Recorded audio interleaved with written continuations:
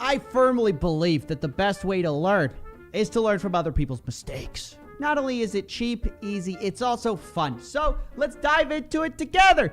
Welcome to the $10 million studio. I'm your host, Coffeezilla, and welcome back. Guys, you guys know that it's the month of the pump, so don't forget to pump up the stock. Okay, that's it, first of all. Second of all, welcome back, my 13-year-old bot army. Guys, I don't know if you realize this, but we were talking to old Billy Jean. He told me, look, everyone who watches you is a 13-year-old bot. So actually, I took a class photo. I went ahead. Someone else made this. I'm pretty sure this is you guys. Correct me if I'm wrong. Like, I see you in the back. Oh, yep, that's probably you watching that right now. So, yeah, just so you know, I wanted to welcome you guys back. Because I don't know if this is on YouTube Kids now, but it probably is.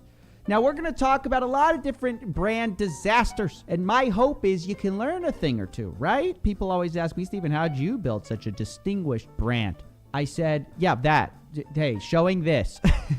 So maybe we should start with this. Bic disposable underwear. Now, that sounds disgusting. That's because of the brand Bic already has. Bic's known for pins. They're known for disposable, cheap stuff. And so the brand was an immediate failure. Bic disposable underwear, gross. I think that's pretty obvious why that fails, right? It might seem like that, but then you have another giant marketing firm making the same mistake in a different way. Colgate beef lasagna. Why is this a train wreck, guys? Let's learn together.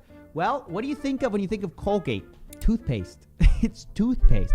Who wants the guy who's making your toothpaste to make your beef lasagna? It's like finding out that the guy who drives the garbage truck is also the creator of San Pellegrino. You know, it's like there's just a weird association there. I'm not saying he doesn't wash his hands afterwards. I'm just saying you don't want that guy touching your sparkling water. This is a big lesson that brands are constantly messing up. And if you're going to be a part of Marketing Mondays, learn from these mistakes. Nobody wants this. Gross. Same thing here again. Lifesavers pineapple.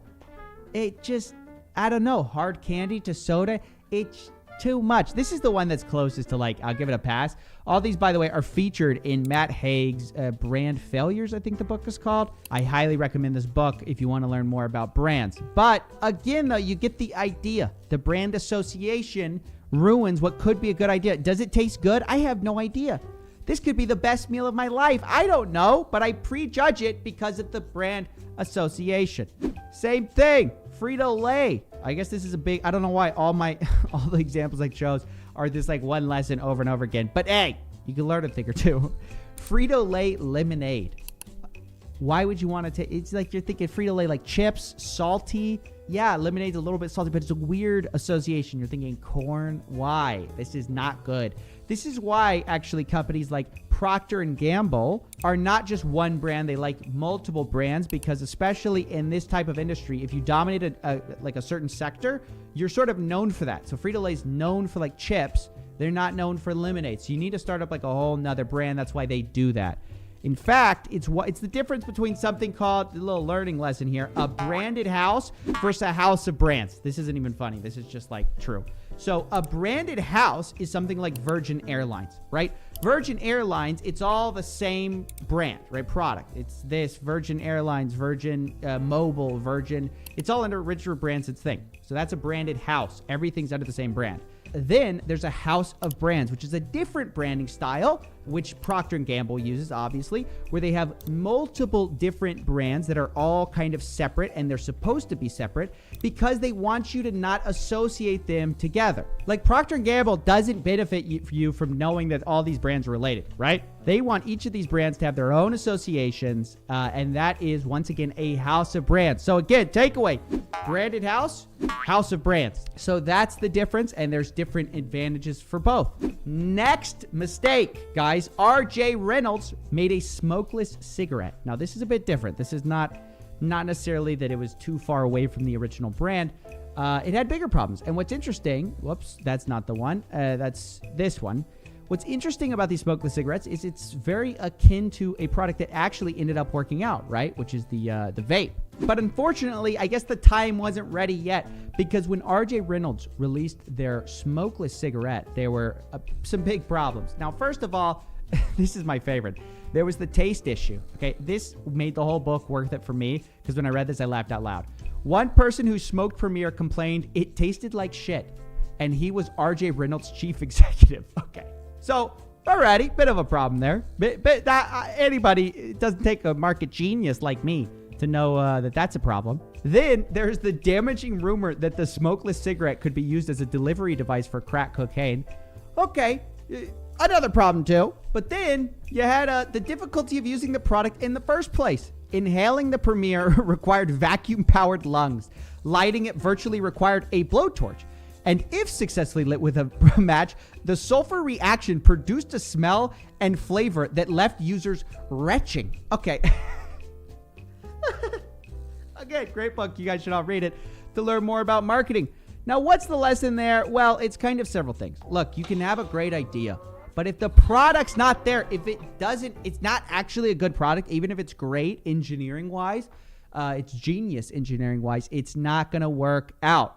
So, I hope that little hodgepodge of lessons worked out for you guys. Hope you learned something from Marketing Mondays. Try to do something positive every week, right? So that's basically it. Branded house, house of brands. Don't extend your brand too far. Have a good product. This concluded the Masterclass on Marketing. See you next time. I know what you mean. This ain't what it seemed. Nothing but a trick, trying to sell me on a dream, but that was where you lost me. Wake up and smell the coffee. Logan Paul is suing me for CryptoZoo only a year after he thanked me for it. Rather than pay back his victims fully, Logan would rather publicly humiliate himself in court by accusing me of defaming him. He's hired 5 lawyers to sue me, which he hopes will stop me from exposing him again. You see, only hours before this lawsuit was filed, I had reached out to Logan Paul about a new investigation into one of his companies, which has just been accused by the Canadian government of being a multi-layered fraud in Canada. I obviously had questions, but before I was able to get answers, Logan's team of lawyers showed up to silence me. We're going to talk about that. We're also going to go through this lawsuit. I'm going to tell you how to support us if you want, because while I didn't think I'd need help, I was wrong. But before we get to my mistake, let's start with Logan's. This lawsuit is not about Logan Paul getting defamed. Instead, this is about him trying to dodge accountability, victims, and blame anyone but himself for his problems, especially me. This lawsuit says Logan Paul wants to hold me accountable for my actions. But what actions are those? Holding him accountable? It's ironic because his lawyers claim Logan has learned to believe in the importance of accountability. But accountability for who? Currently, Logan is fighting the victims of CryptoZoo in court, and now he's fighting the journalist who exposed him in the first place. Personally, I believe Logan has learned nothing from this except how to silence people with the law. But I won't be silenced because Logan's lawsuit makes no sense. We're going to go through it because from the beginning, there's problems. Logan's 5 lawyers tried to discredit me as a journalist. They paint me as someone who wanted money. They say I had a false and malicious narrative. But you know who doesn't believe that?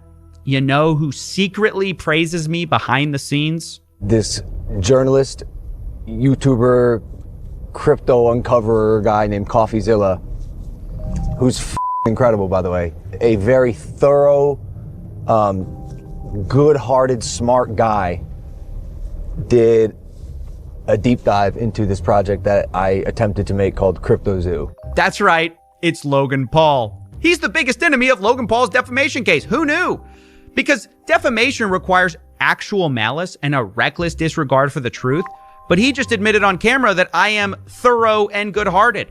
Maybe that's why he wanted to remove that video from the internet, according to the YouTuber who released it. The only issue that was ever communicated was remove this crypto stuff, remove this CryptoZoo stuff. If CryptoZoo is in there, if Coffeezilla's in there, I'm not going to promote it. Yeah, remove that CryptoZoo stuff, that Coffeezilla stuff. Doesn't look good when you compliment the guy you're trying to sue. Maybe that's why Logan isn't even suing me for my original investigation at all, despite most of this lawsuit being a ridiculous fanfic about how I took Logan out of context, that Logan was a victim, that I withheld text messages. Logan isn't suing me for any of the original investigation, though, because he knows he can't. Instead, at the end of the lawsuit, we find what my defamation really is. I'm being sued for 2 videos and 1 tweet where I advocated for refunds. For the victims. Yes, you heard me right. Logan Paul sued me after I tried to get his fans, the CryptoZoo investors, a full refund. Remember, there are two parts to CryptoZoo, the NFTs and the Zoo tokens, and Logan chose only to refund the NFTs, which is a minority of the losses, and I had a major problem with that. I told Logan this. I've stated over and over my opinion that it is disappointing for someone as rich as Logan to not make things fully right, and instead only pay back a small part of the losses while fighting the rest of the victims in court. And it's those videos and tweet where I ask for refunds, which I'm being sued for. The first video in question is about Logan Paul not paying out refunds for 6 months. The second video was about Logan's partial refund, having a clause to make sure you couldn't sue him for the rest of your refund. And the tweet, I simply said, Logan's the type of guy to thank you for exposing his scam and block you when you remind him to pay up. I mean, yeah, now he's the type of guy to then sue you. Now, I'm sure Logan doesn't like it when I say things like Logan's victims or Logan's scam, but I have a question. If they're not Logan's victims, whose victims are they? Even Logan admits they are victims. He told me via text, just thought we had the same goal of helping victims instead of a divisive social media war. So he agrees people have been wronged by his game. You know, the thing that he said will earn you money. It's a really fun game that makes you money. So how are these not Logan's victims? He, of course, would say it's his business partner's fault. But remember, Jake and Eddie have been out of the picture for years. And yet, CryptoZoo hasn't been released, despite Logan constantly promising it, and of course, also threatening to sue me. We're gonna handle this ourselves while we continue to build CryptoZoo, and I'll see you in court. By the time this comes out, it'll be done. The game's gonna be made. You're gonna have the opportunity to get your money back if you want, if you don't wanna play the game. And I'm gonna take care of the people who made me look like this was a scam perpetrated by me. Right. Logan wants to sue me and release a finished CryptoZoo game. But he's only done one of those. Since Logan can't blame his partners, Jake and Eddie, for this because they've been out of the picture, do you think he'll take accountability for not launching CryptoZoo? No. This time, he blames the government. He says releasing CryptoZoo has too many regulatory hurdles. Maybe they should have thought of that before multi-millions of dollars of Zoo tokens and eggs were sold.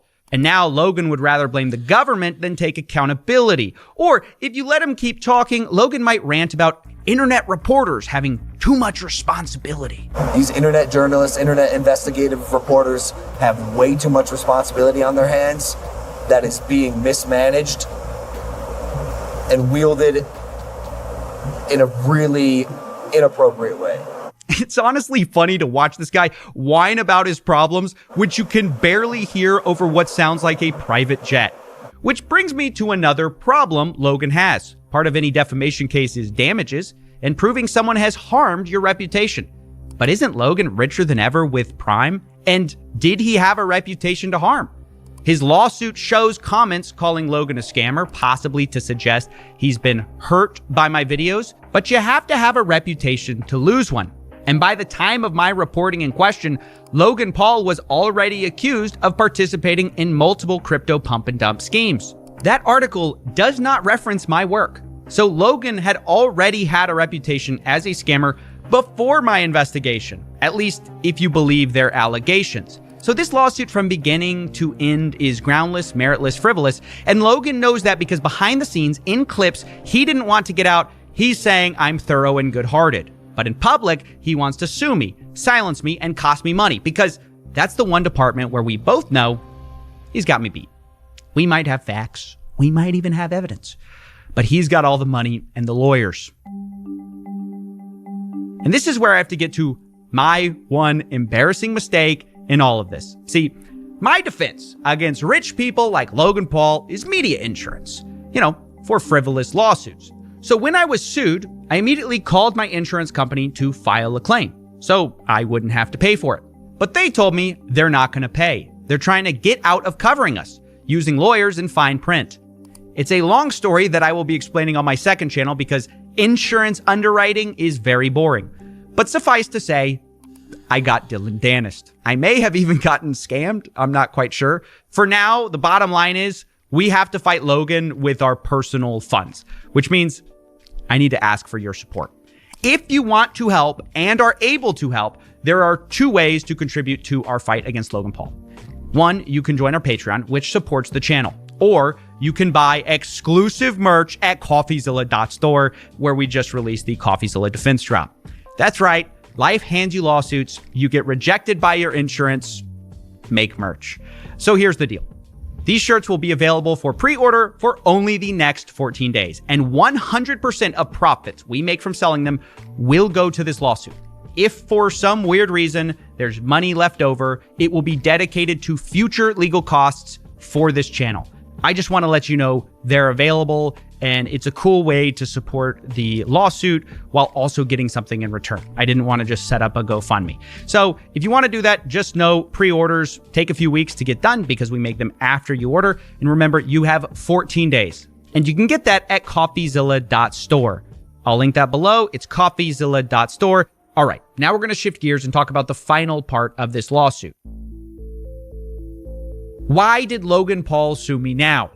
It's been over a year since he apologized and thanked me. Thank you, Coffeezilla. I am very grateful for your work and your investigation. And I mean that. Thank you, bro. It might seem strange, but I've got some fun facts for you that may or may not be related. Did you know 6 days before the lawsuit, I had featured Logan Paul in a teaser for a video? Did you know 21 hours before the lawsuit, I had texted Logan for comment? Did you know I told him he had 24 hours to respond, and Logan sued me 3 hours before the deadline? Yep, that's right. Logan's lawyers then threatened me in that lawsuit email that if I report on this new story, Logan might hold me accountable. And Logan's definition of accountability seems to mean he'll sue me, which is why I believe this lawsuit was not designed to win, but to shut me up, to threaten me, using Logan's wealth and a federal court system without anti-slap to send a message. Do not tell that story. Of course, I don't believe that's the only reason I was sued. Clearly, Logan wanted to sue me for a while, but I believe this new investigation played a role in pulling the trigger. Maybe Logan's team will deny this. Maybe they'll say it's coincidence they sued 3 hours before a deadline. Maybe it's coincidence I announced a story about Logan 6 days before, and maybe it's coincidence that Logan's lawyers threatened me about this new story while suing me for the last story that I hadn't discussed in 6 months. But I don't think so. Either way, when someone threatens new reporting in a lawsuit about old reporting, the effect is the same. So, what was this new story? Well, it's partly about a Canadian law enforcement investigation, and it's partly about something I told Logan to help him. Yes, believe it or not, I tried to help Logan Paul. To explain, we need to go back to when CryptoZoo first got exposed. Logan said he was going to sue me, but got backlash. So he called me to apologize. He said he was wrong and wanted to make things right. I made it clear refunds are the absolute right move going forward, and to my surprise, he agreed. 100%, man. We're on the same page. But we weren't. Logan now doesn't use the word refund. He calls this a buyback. But at the time, I need you to understand, I thought Logan was going to announce a full refund, so I began trying to help him. And dare I say, I was even nice to the guy. You can see that I tried to offer people who might be able to trace blockchain damages to refund people. And in the same spirit, I made Logan aware of potential problems at a different company he co-owned, called Liquid Marketplace. On a platform that I co-founded called Liquid Marketplace, it allows co-ownership of top-tier assets. So instead of one person, me owning this card, we as a collective can co-own it together. This was a fractionalized collectible platform where Logan sold things like roughly half of a $5 million Pokemon card. The idea was you could buy tokens that represented partial ownership in rare collectibles. That video, by the way, got 8 million views, and a lot of people bought into this platform. The problem was I had heard troubling stories about this company, and I was trying to verify if the claims were true. So I had gone to the CEO, Ryan Bahadori, to ask him questions, but he kept dodging meetings. And I don't mean he refused meeting with me. I mean, we would set up meetings and then he did not show up. So I was troubled. And I brought this up to Logan. I figured if he's going to make one company right, make them all right. Otherwise, it might come back to bite him. I mean, can you imagine the disaster if another one of Logan Paul's co-founded companies was discovered to have scammed his fans? Hypothetically, that would be a very bad look. So I'm thinking, while he refunds CryptoZoo, Logan can push the CEO to talk with me, and I can figure out the truth. Maybe Logan can fix it if there's something wrong. And you can see Logan responds to me. He says, "Gonna push Ryan to talk to you." Again, appreciate it, man. Now, I don't hear back from Ryan or Logan about this, so after a while, I follow up again. I say, let me know if Ryan plans on talking. A lot of nasty stories still out there about Liquid Marketplace, embezzlement, etc., and he's dodged meeting me already once. Now, obviously, the most shocking part of this is the word embezzlement. I need to make it clear. This is not an accusation. I am not accusing Logan Paul or Liquid Marketplace of wrongdoing. I brought it up in our texts because it is my job to investigate unverified claims. That's the whole point of me wanting to meet with the CEO, but I was stonewalled. Logan never replied, despite me reminding him again via email 5 months later that I wanted to talk to Ryan about, quote, embezzlement and, quote, potential fraud. Once again, not accusing anyone of wrongdoing. I'm simply doing my job at the time to chase down rumors and unverified claims. Without concrete proof, I would have never talked about any of this.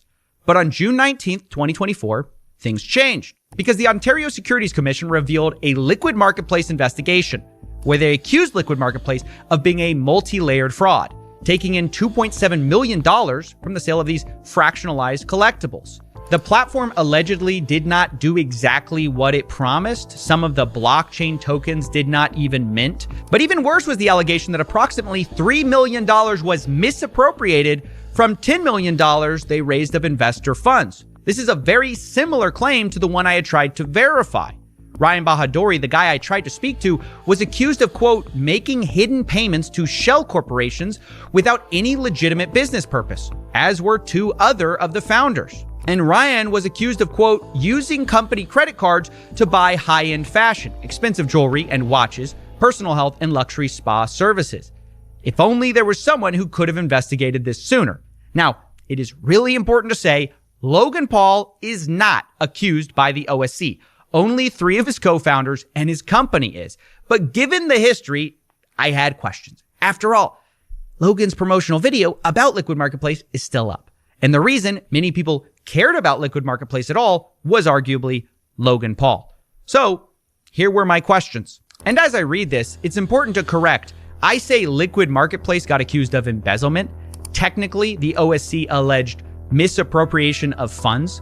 Those are similar. They're not the same. So I wanted to correct that. But here's what I asked. Quote, did you take any action on hearing these allegations over a year ago? Did you get approached by the Ontario Securities Commission? And is it true that Liquid Marketplace lied about their claims of insurance, appraisals, and co-ownership as the Ontario Securities Commission alleges?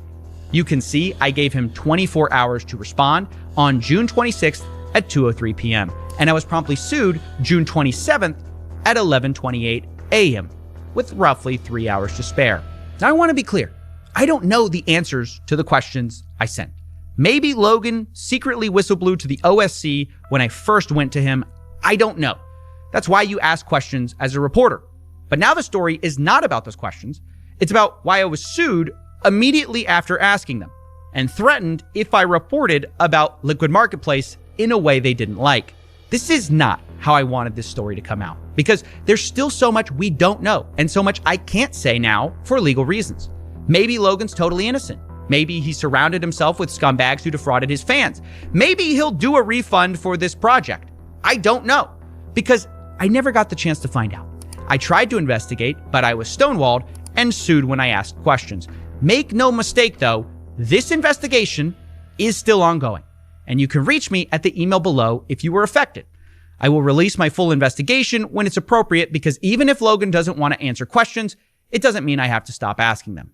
So in summary, Logan's lawsuit is not about my original reporting into CryptoZoo.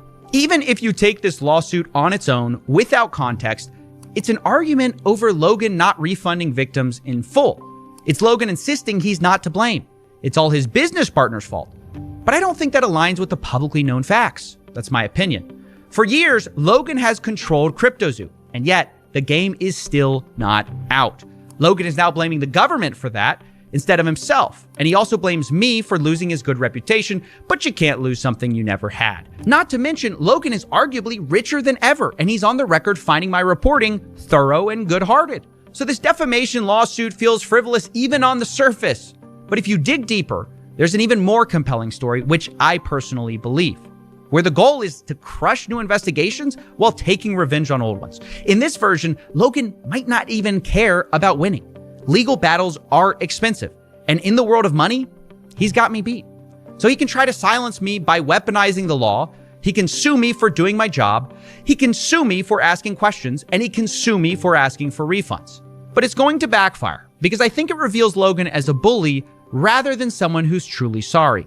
Because Logan may be a master at convincing people he's changed, but I'm convinced it's the follow-through where things go wrong. You know, the actually changing part. There was a time where even I believed Logan was going to fully refund victims. That's why I was so nice to him and tried to help despite him threatening to sue me.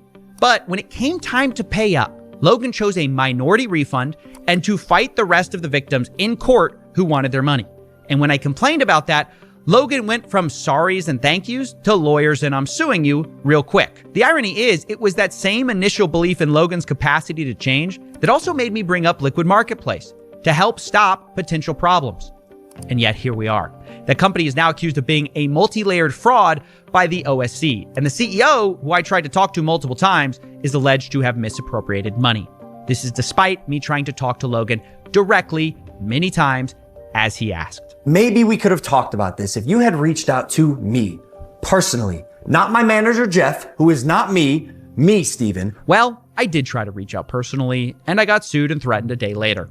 That, I think, says a lot about Logan's supposed change and his belief in accountability. Maybe the person he really believes in accountability for is not himself, but me, specifically when I try to get accountability from him.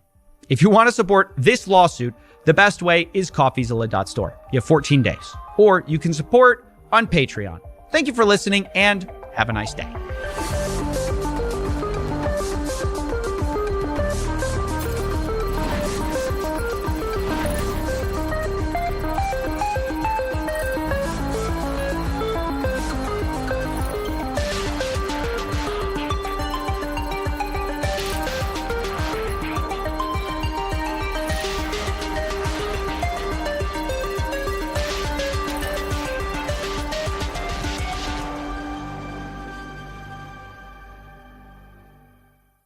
What up, gamers? Today, we are reacting to other people reacting to Coffeezilla. Now, some of you might be confused. Steven, why would you do that? Well, recently, guys, I don't know if you noticed, we made it into the Twitch Reactoverse, okay? What is that? Basically, they're a bunch of really popular Twitch streamers who will react to your content if it blows up enough. And, you know, there's some people who will get mad about this, right? They get upset because usually these people will clip the videos up to YouTube and sometimes they'll get a lot of views. But I don't care. Honestly, I love it. It's symbiotic because most people who are watching them may never have watched you. And so you get exposed to a bunch of new audiences. But more than that, yeah, I've made reaction videos myself, so I'm not mad about it. It's a part of YouTube. And frankly, all I'm doing here today, ladies and gentlemen, is I'm trying to get a piece of the pie for myself. So we're going to react to them reacting to us.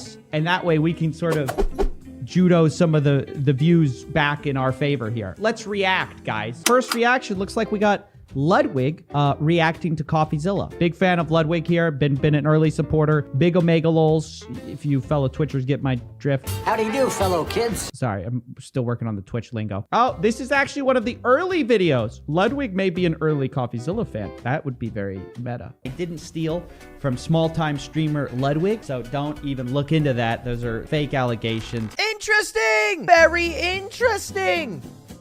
It's not what it looks like, guys. Me having inspired Coffeezilla, who is the person who found FaZe K, now just K, to have scammed people, means that I'm the person who caught K. Whoa, whoa, whoa, whoa.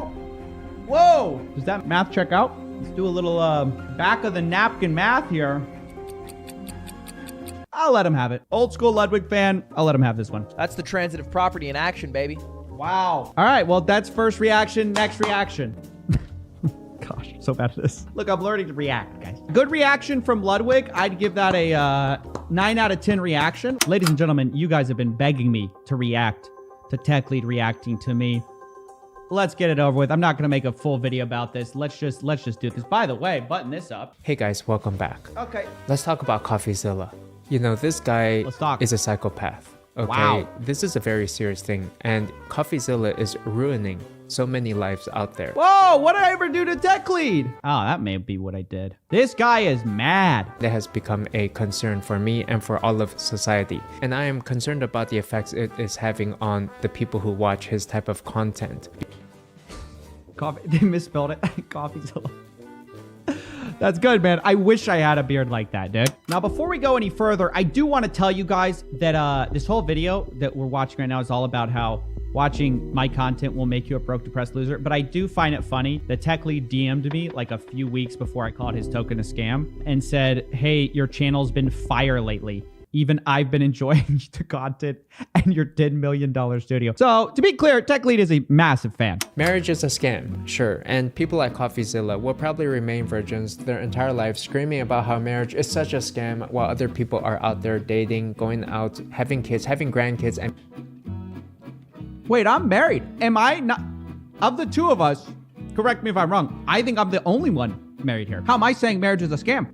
I'm married. What else does Tech Lead have to say about me? And in fact, some people have even alleged that Coffeezilla is actually a registered offender. Whoa! Isn't that the slander that he deleted, like on Twitter? And then he's just putting it out there. That's funny. Is he saying that I'm a virgin offender? I'm pretty sure those two things are mutually exclusive. I mean, I'm no biology expert, but I'm pretty sure you can't be...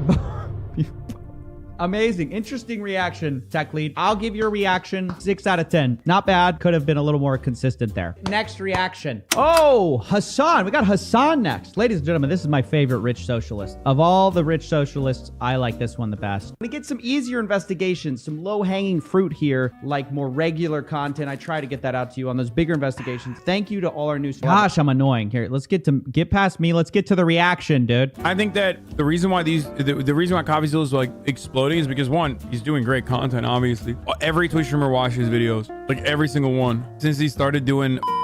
I wonder if it's correlated to that. Not me. No, not me at all. Is Hasan responsible for our growth? Listen, guys, this is what I said at the beginning of the video. I'm not mad about people reacting because I actually think it does help. He's got a point. He really does. Because people get so upset about... I've seen other YouTubers. I'm telling you, this is a big gripe of YouTubers when Twitch streamers react to their content. And I don't get it. Because I'm like, if 30,000 people are watching, I guess some people see it as like, that's 30,000 people who won't watch my video if they're watching their video. But I do think he's got a point where if all these new people are watching your content because these Twitch streamers are reacting to you, I don't know. I have seen incredible growth when everyone just started reacting to me, so I don't think it's a coincidence. I kind of agree here. You don't promote viewership as much as you think. Literally every single YouTuber says that when Twitch streamers watch them, they spike. Well, people are saying subbed him. Is he not subbed? Oh, Hasan. Let's be fair. Am I subbed to Hasan? Okay. I can't talk. Hasan, I'm subscribing to you. You got to do by the transitive property Ludwig was talking about. I'm pretty sure you have to subscribe to. That's the transitive property in action, baby. Good video, by the way. Shouts out to Coffeezilla once again. Oh, thank you. Thank you, Hasan. Shout outs to you, my man. Hasan's actually a cool guy. And he's kind of right about the reaction stuff. People get mad, but I agree. I think it's stupid. Now, our next reactor we're going to look at here is a guy named XQC. I hear he has his own language. Let's figure it out. When's the reacting start, dude? And you have all the potatoes and all these guys. Wait, hold on.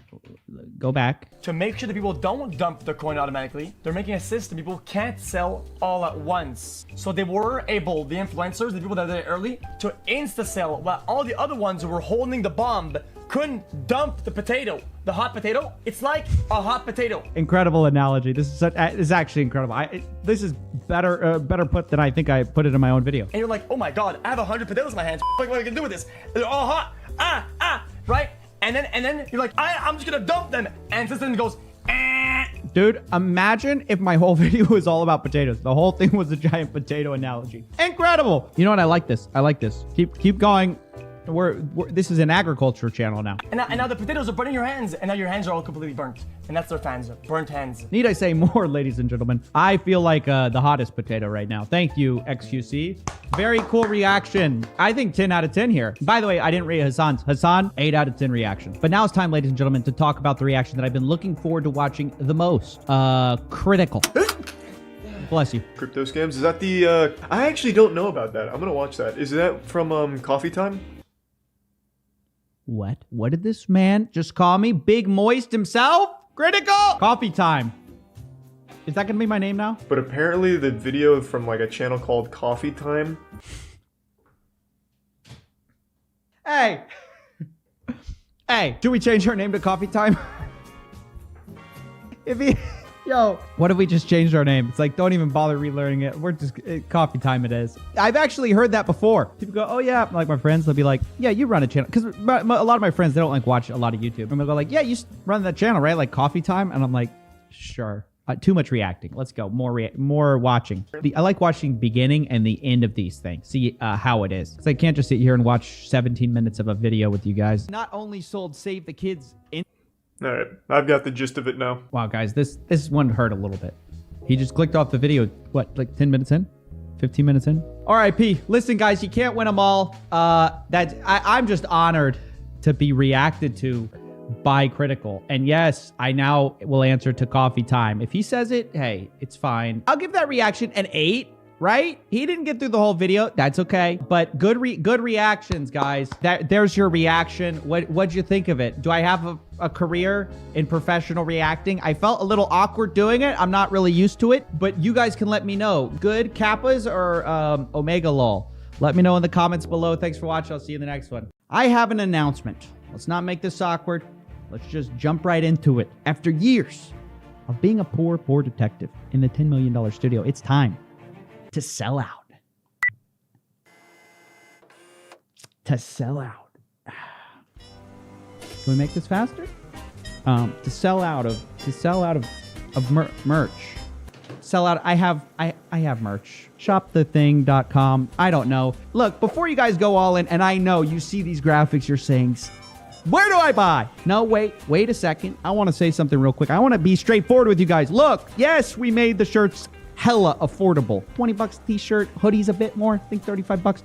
The clothing is nice, crispy as can be, and soft. And yes, it might be too drippy. You know, school might ban you if you wear this. If you wear this at work, definitely, probably they're going to say, go get something more professional. But I want to anti-sell you guys for a second because it's serious. Put the serious music on. Some of you guys are here because you got scammed. Let's be honest, right? And so I feel an obligation to say this. If you got scammed, seriously, actually, unironically, don't invest in this.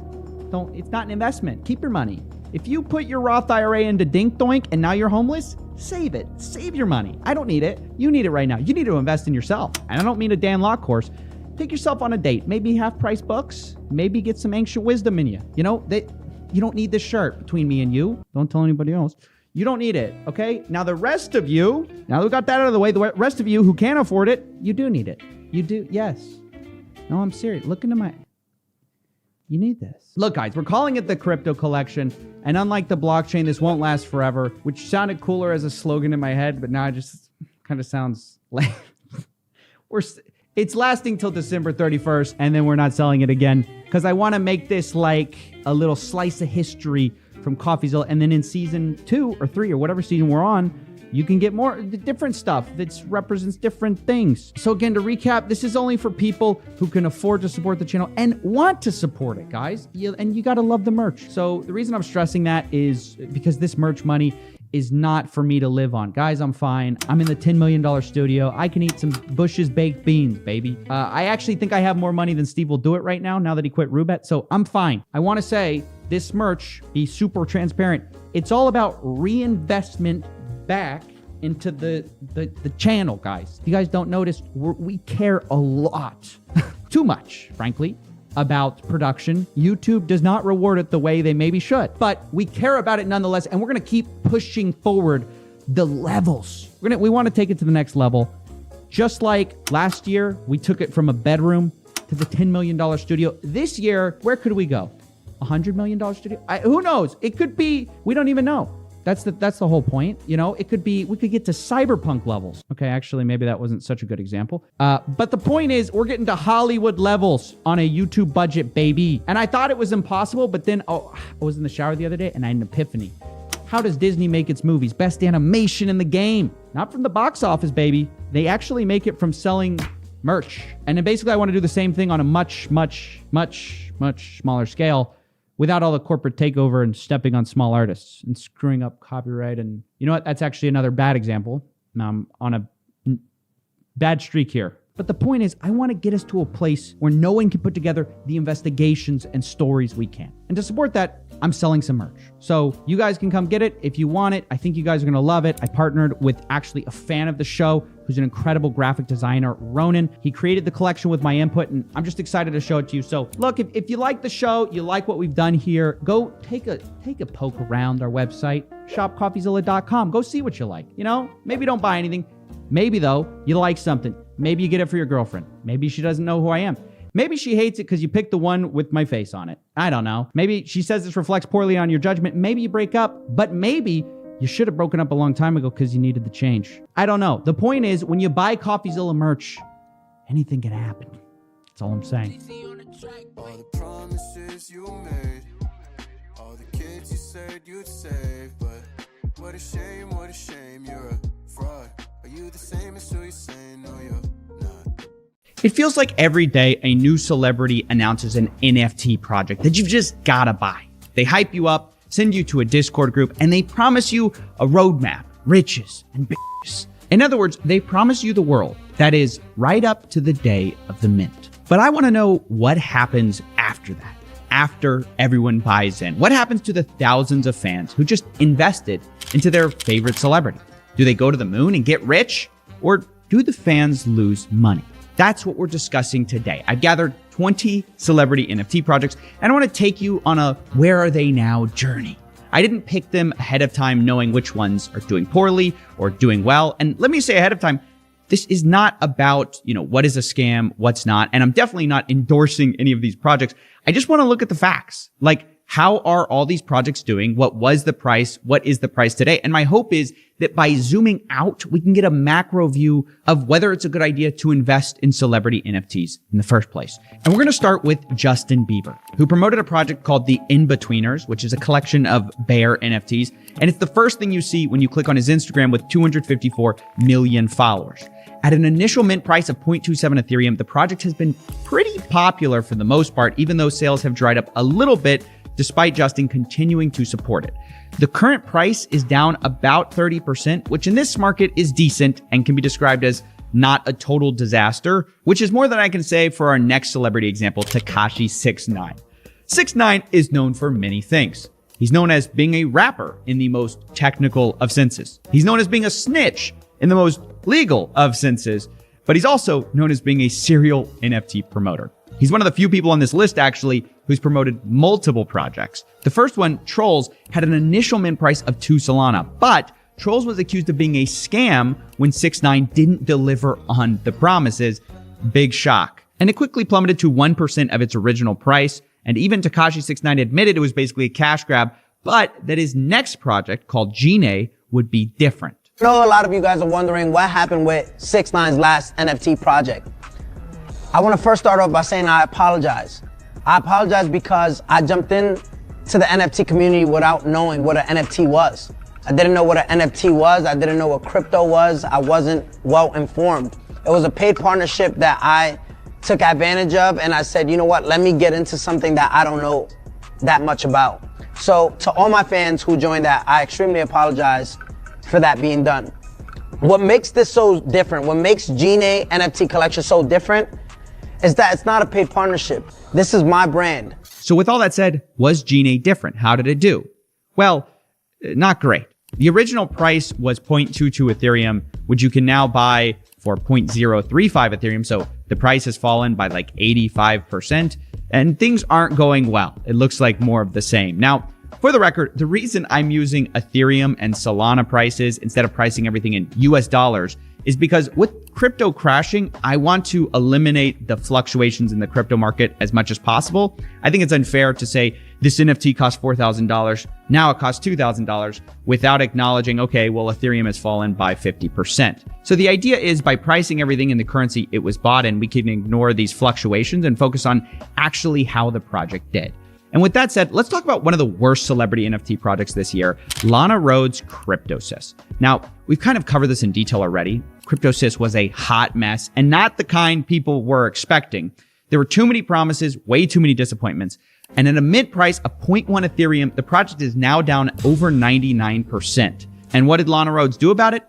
She accused her followers of being too negative and said they put her in a bad headspace, and she's left the internet because of it. But not all NFT projects go poorly. And up next, we've got a good example of a project that's doing well. We're talking about Gary Vee with his VeeFriends. And I've got to say, he's kind of crushing it with stick figure caliber drawings, proving once again, it's not about how good your art is, because these are 5-year-old doodle level drawings, but they're selling for the price of an economy car. With a mint price between 2.5 Ethereum and 0.5 Ethereum, early investors are very happy. Their investments are up several 100%. I think they're selling for like over 6 Ethereum now. And I think the X factor is obviously Gary Vee himself and the project's exclusive access to VeeCon, which is an NFT event he throws every single year. Now, as a quick reminder, I'm not endorsing VeeFriends. I don't think you should go buy one. Just because the price went up before doesn't mean it will continue to go up. And our next celebrity is a great example of this. Reese Witherspoon is a famous actress who promoted the NFT project called World of Women with a media deal to produce movies and TV shows. And at first glance, it seems like a slam dunk promotion because at an initial mint price of 0.08 Ethereum, it's now selling for a lot more than that. So if you'd invested early when she first tweeted about it, you'd be doing pretty well. However, her biggest announcement came in the middle of February, which is actually near the top of the price of World of Women. So if you had invested then, you'd basically be down 75% of your original investment, which makes this project a good example of it's not what you buy, it's also when you buy it. Now, keeping with this theme of female celebrities in crypto, we're going to move on to our next example, Lindsay Lohan. She promoted something called the Canine Cartel NFT, which is a dog NFT minting for 0.05 Ethereum. Fast forward to today, Lindsay has deleted her tweet promoting it, and the project is down 90%. Now, this whole thing of delete and distance isn't exactly an original idea. Many celebrities have figured this out. It's what John Wall did, who's a basketball player who created the Baby Ballers NFT, which we've also talked about. Its website is now deleted, but originally it was minted for 0.15 Ethereum and is now also down 90%, with most investors being unable to sell their NFTs at all. And this is just kind of a recurring trend. Athletes and bad NFTs really go well together. Our next celebrity, Tyson Fury, follows the same pattern. He had a collection that minted for $330 to $550, and it's unclear if you can even sell these now because basically no one wanted them in the first place. Only a few hundred sold, so he didn't make a lot of money. But you know who did make a lot of money? Floyd Mayweather. Floyd launched Floyd's World at a mint price of 0.15 Ethereum, and it sold pretty well. But currently, they're selling for less than 1% of their original mint price, which, judging from their onboarding video, makes sense, because this isn't exactly a high-budget operation. Welcome, everyone. Do you want to learn how to gain access to Floyd's World? It's easy. Just follow me. Honestly, no, I think I'm good. But we're going to keep with this theme of bad NFT animations for our next celebrity, Kevin Hart, who recently released a project called Confessions from the Heart, which is part NFT project, part Roku animated series, which is supposed to promote it. Except the Roku animated series is like almost indescribably bad for someone who has access to millions of dollars. This is when I realized you just don't know who people are. It looks like a college student's project or something. And if Floyd's animations are so bad, they're almost funny, Kevin Hart's animations are so bad that they aren't funny at all. The only thing that might be funny is this project's current price. It's down already 50% in only a month, which it's just rough. I mean, what did you expect, guys? Mike Tyson is up next with a personal NFT collection, which he sold for 0.15 to 0.5 Ethereum. Not much to say here. The prices are considerably down from its all-time high in September. And I'm sure you've noticed sort of a trend here where projects have a boom and then a bust. They initially get hype, they get sales, and then over time, the celebrity and the holders just kind of lose interest in the NFT. And that kind of makes sense. It's hard to maintain that initial hype, no matter how good the intentions. And that's the lesson of our next celebrity, Steph Curry, who created a famous basketball NFT collection called the 2974 collection. And it was a big deal because he said that 100% of profits would go to charity, which sounds great. But at an initial mint price of $500, the initial hype was high, and now the price is significantly lower than that, and sales are mostly dead. So I guess the question is, how do you avoid these boom-bust cycles of hype and then disappointment? Well, many NFT celebrities have tried a lot of different things. Some, like French Montana, a rapper, experiment with real-world utility. French Montana's project is called Coke Boys Kicks, which was pitched as a digital sneaker, which is paired with like a physical one. Now, this project just wasn't unique enough to escape the fate of many NFTs before them, and Coke Boys Kicks are now down nearly 80%. So it's hard to avoid the death of hype, although some manage it better than others. Our next group, you guys know I'm not the biggest fan of, it's the Nelk Boys. They released their project called Metacard at an initial mint price of 0.75 Ethereum and sold $23 million. However, even so, the price has only dipped like 20% in the last several months, which frankly really surprised me. I mean, I guess the Nelk fan base just won't let this one die, which fair enough. Neither will our next example, Stan Lee's NFT collection. Wow, that's a bad segue. Let's talk about that though. I mean, what a disaster that was. He released something from beyond the grave called Chakraverse NFT. And obviously it's not his fault. It's some like greedy corporate estate, which released it in its name. And at a mint price of $200 for crappy art, I imagine the Marvel's execs are pretty proud. Okay, maybe that's a cheap shot at Marvel Studios, but then again, you know what else is cheap? These NFTs now. They're down 75% from their initial mint price, which again is just sort of the norm across these celebrity NFTs. Regardless of where you look, most of the NFT market tends to do worse after the mint. It's just how it is. Even so-called real artists like Grimes will release stuff like, this Earth collection she did. Originally, it'll cost $7,500, and now it's selling for $200. A$AP Rocky faced the same problem with his project, which initially sold for $2,000 and is now selling for $400. And that's not even to talk about all the cash grabs going on. You also have things like Lil Uzi Vert with his Eternal Beings NFT, which initially minted for 2.5 Solana, and now he's abandoned the project and it's basically become unsellable. These abandonments happen all the time too, because you have people like Jake Paul. He releases the Sacred NFT project or partners with it, and now he abandons it and it's down 90%. So not only do you have to worry about the general problem of hype dying, you also have to worry about your celebrity just abandoning the project in general.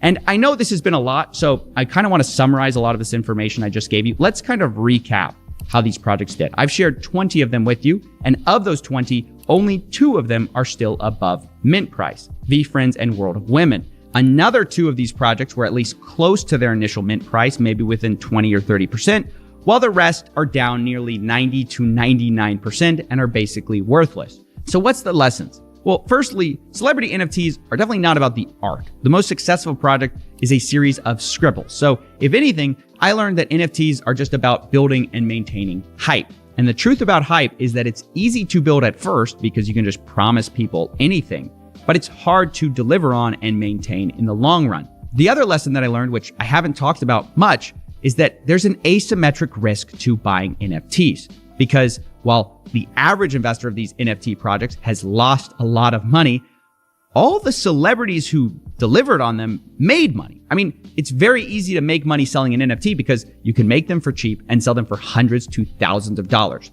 which means that while it's a big risk for you as a buyer, it's not a risk at all for the celebrity, which might be why they like them so much. And for these reasons, and the general risk of scams and rug pulls, and the fact you'd be relying on a celebrity for your financial well-being, I'd have to say celebrity NFTs are a bad bet. I jumped in to the NFT community without knowing what an NFT was. I didn't know what an NFT was. I didn't know what crypto was. I wasn't well informed. Which I guess, did I really have to prove that in the first place? No, you probably already knew that. But I think it was interesting taking a look at the life cycle of these different NFT projects, and I hope you've learned something. Ladies and gentlemen, welcome to a special episode of Coffeezilla, where we'll be roasting the worst startups of all time. And we'll be answering the age-old question, does everything need to be redesigned from the ground up? Should we ever stop and think not, can we build this, but should we build this? Has Silicon Valley just gone too far? I'm gonna answer all those questions in this video, but before we do, this video is actually a partnership with our friends at Mischief. You guys may remember the name. I featured them on an episode of Marketing Mondays. Anyways, long story short, I guess being a sycophant can get you somewhere in life, mom, because the Mischief team actually called me the other day and told me they wanted me to review one of their drops. I said, I'm in. I'm so excited. And how much am I getting paid? They said nothing. Okay. Slightly less excited, but you know what? I freaking love this company, what they do, so I'm in. A day later, they sent me this, their never before newest drop. Okay, relax. It's just a box, right? To give some context, If you know how Mischief works, they call themselves an art collective, which is like a fancy way of saying they're a company that's bad at making money, which technically makes me an art collective too. And Mischief's whole thing is that they do a new drop every 2 weeks, never the same drop, and they can be about anything. And this is their 50th drop, which they call Dead Startup Toys. And it looks like from their website, that it's basically an homage to all the iconic startups. You can see these terrible products are in heaven now. I already recognize a few of them. And yeah, basically they took the products themselves and made miniaturized versions of them to remember them by. Because let's all be honest, a failure as big as Theranos will never be truly forgotten. And in conjunction with this launch, they wanted someone to roast these startups, and they picked me. So let's open this guy up. Let's start, baby, with the Juicero. Maybe we should just check out their marketing real quick and remind people what the Juicero even was. Making juice is easy. Start by taking a stroll down to the neighborhood farmer's market. Buy about $50 worth of organic fruits and vegetables. Don't forget to bring a tote bag. Dig your juicer out from the back of your cupboard. Realize there's still a part missing. Okay, I think I know what they're getting at here. Making juice is annoying. So, okay, you've told us the problem. Now show us what the solution is. What is this? It's a Juicero. I'm sorry, I don't know what that word means. What's It's a new Juicero? Okay, define it for me. Juicero, the best juice ever. What comes out of the Juicero is so fresh that it shouldn't even be called juice. It should just be called, I don't know, squashed produce, because that's what it is. You know what we call liquid from squashed produce? It's juice. Our founder, Doug, is straight up made of juice. Literally, there's juice in my veins. There's juice in my veins. I would have known this thing was a fraud from the start. Anyone who goes, literally, there's juice in my veins, that person cannot be trusted. Promise you that. The Juicero team have taken care of everything. Not just the washing, the peeling, and the chopping, but the growing, the harvesting, the washing, the refrigerated transport, the inspecting. Did we mention the washing, the packaging, and finally delivering to your house? Okay, so actually, here's the thing. You watch this commercial, even now knowing the ending of Juicero, and you're like, damn, this looks nice. So what's the issue, right? What was their problem? Well, basically, they over-engineered themselves to the max. They have these like smart packets, which you can see on screen right now, with like chopped veggie products in them that you supposedly needed this fancy $400 like machine from the future in order to squeeze. This thing right here, you put your little sustenance package in there and it just squeezed it for you. But the problem is, you didn't actually need it. It turns out you could take these little packets yourself and squeeze out just as much juice into a cup as the machine could. Like, look at this. This is the hand squeezed one, and this is the machine squeezed one. Basically, yeah, you $400 to get a drop more of juice in your cup. And honestly, at this point, I mean, I'm looking at this and it's like, oh, this is just pre-juiced juice with an extra step. Like, if you're just going to squeeze juice from a bag into a cup, why not just buy, like this? It doesn't make any sense. Anyway, so that's Juicero, guys. And here's the little miniature version they sent me. It even opens up to reveal the legendary juice packet, guys, that you definitely should not be squeezing, guys. Wow.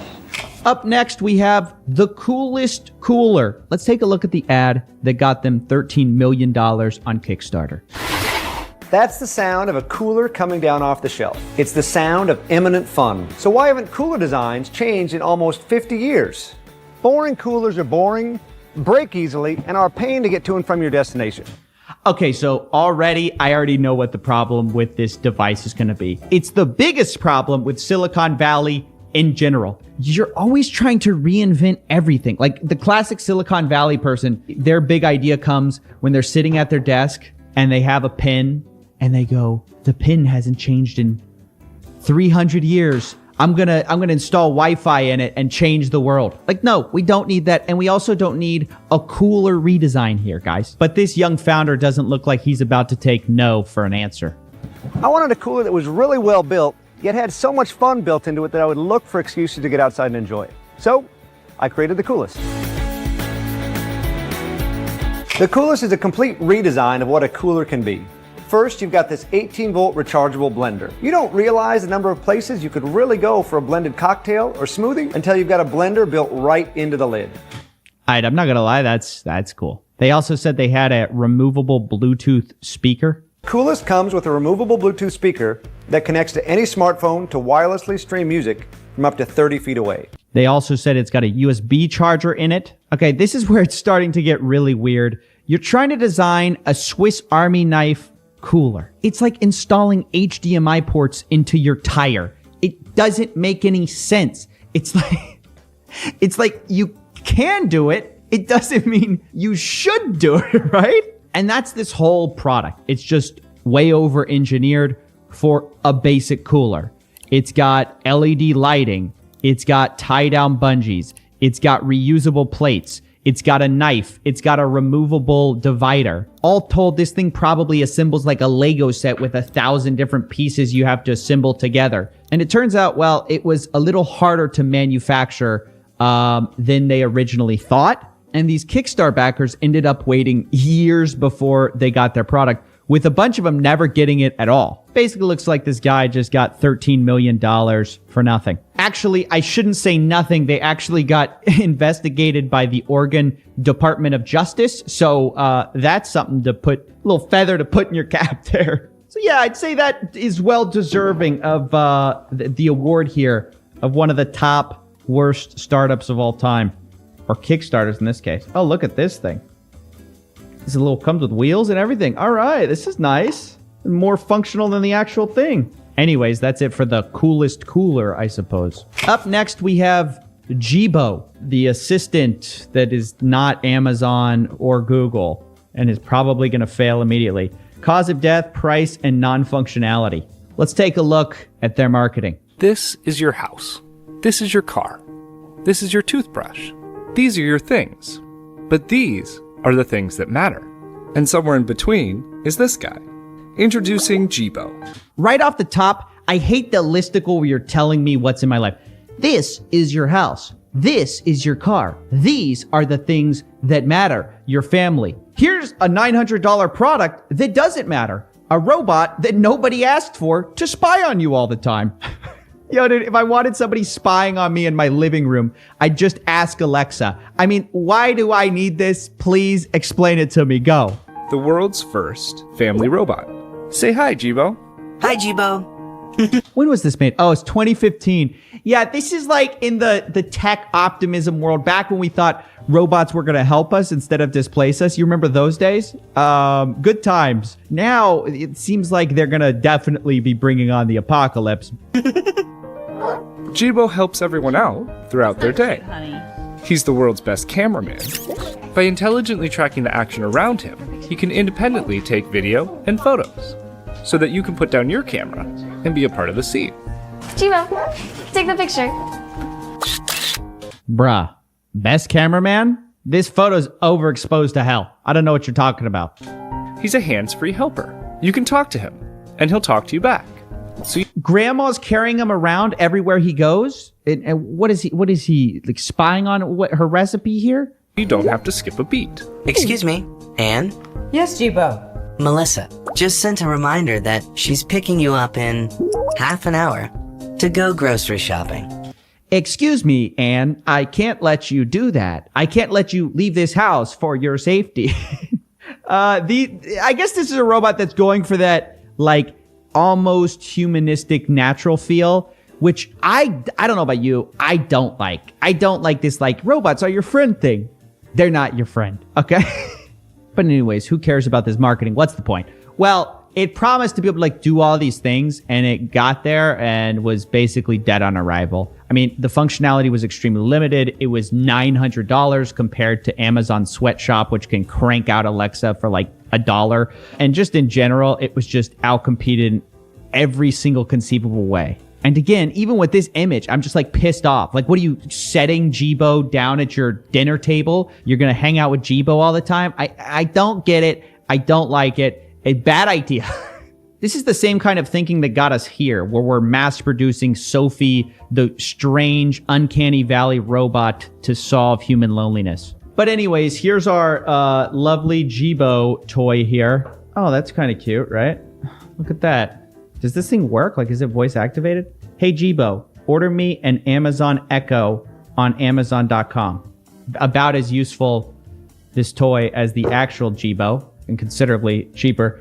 Up next, we have the Theranos Mini Lab, ladies and gentlemen. Long awaited. I knew this would make it. This is an all-time great. It was supposed to revolutionize the industry of, taking vials of blood. Instead of taking whole vials, you're supposed to just get a drop, and magically this little black box device was going to tell you everything about your family history and, your vitals. Anyway, let's take a look at their marketing they put together for us. People don't even know that they have a basic human right to be able to get access to information about themselves and their own bodies that can change their lives. I want information about your body. Gosh, that voice is so creepy. I want information about your body. It may change your life. What the heck, dude? Every person should have the ability to get that type of test, because if you understand that early that you're at risk, there's a lot more that you can do about it. I really hate to do this. It's such low-hanging fruit. She's creepy, though. We make fun of Zuckerberg for seeming like a robot, but this Theranos lady looks like a body snatcher, even despite her running one of the biggest frauds of all time. Because Theranos, it didn't work. Spoiler, the thing sucked. It didn't work. And they actually took vials of blood from you. They told you that they were only going to use a drop, and they used the vials as backup, but they actually ran the test by just using regular blood testing. Their whole thing was a fraud. But it has been so overshadowed, not just by me, but in the press, everybody, by Elizabeth Holmes herself, which is quite the feat to overshadow a $1 billion fraud with how weird you are. Hey, I ran one of the biggest frauds of all time. But the headline is chick changes her voice for absolutely no reason. And a bunch of other weird stuff about her personal life. Apparently she just lied to everyone about everything. She got a Siberian Husky puppy and told everyone that it was a wolf, and took it into the boardroom where the dog just constantly peed on everything.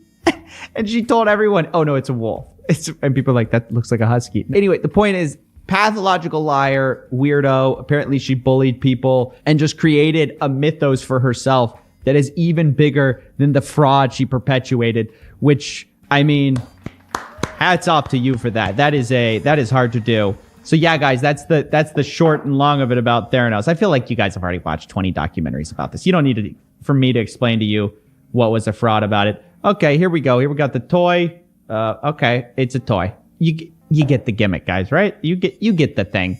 It's a little collectible. Now, for our next and final startup we're going to roast here today, we have the one laptop per child laptop thing. Apparently, they had $60 million in funding and have since gone the way of the mini lab. Now, this idea, I actually think, much like the Juicero, is not a bad idea on paper. It was billed as an $100 laptop that was going to save the world. How? By giving hungry children internet. How is it going to do that? Well, because there's no electricity in a lot of these places.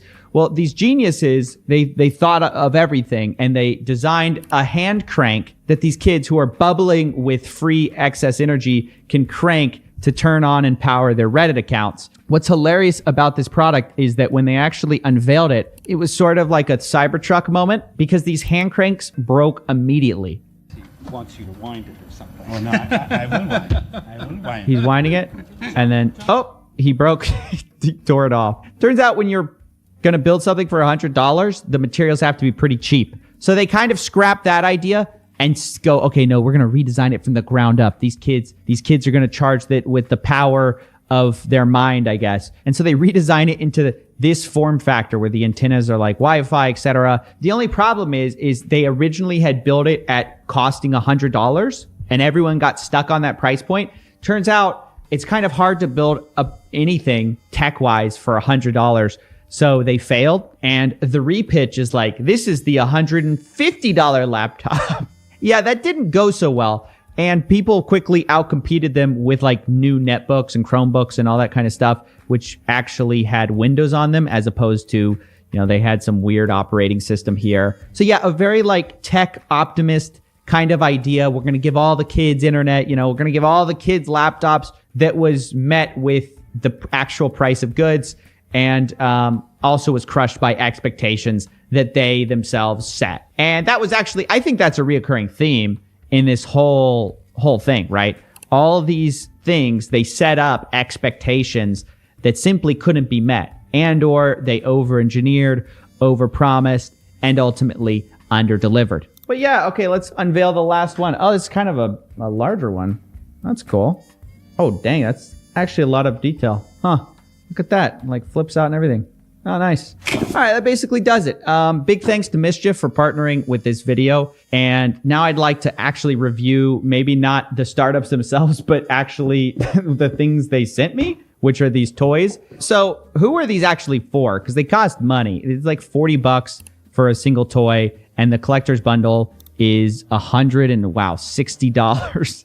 So kind of, it's pretty pricey. And I would say that like, these are not for everybody. I think there's a very specific target audience.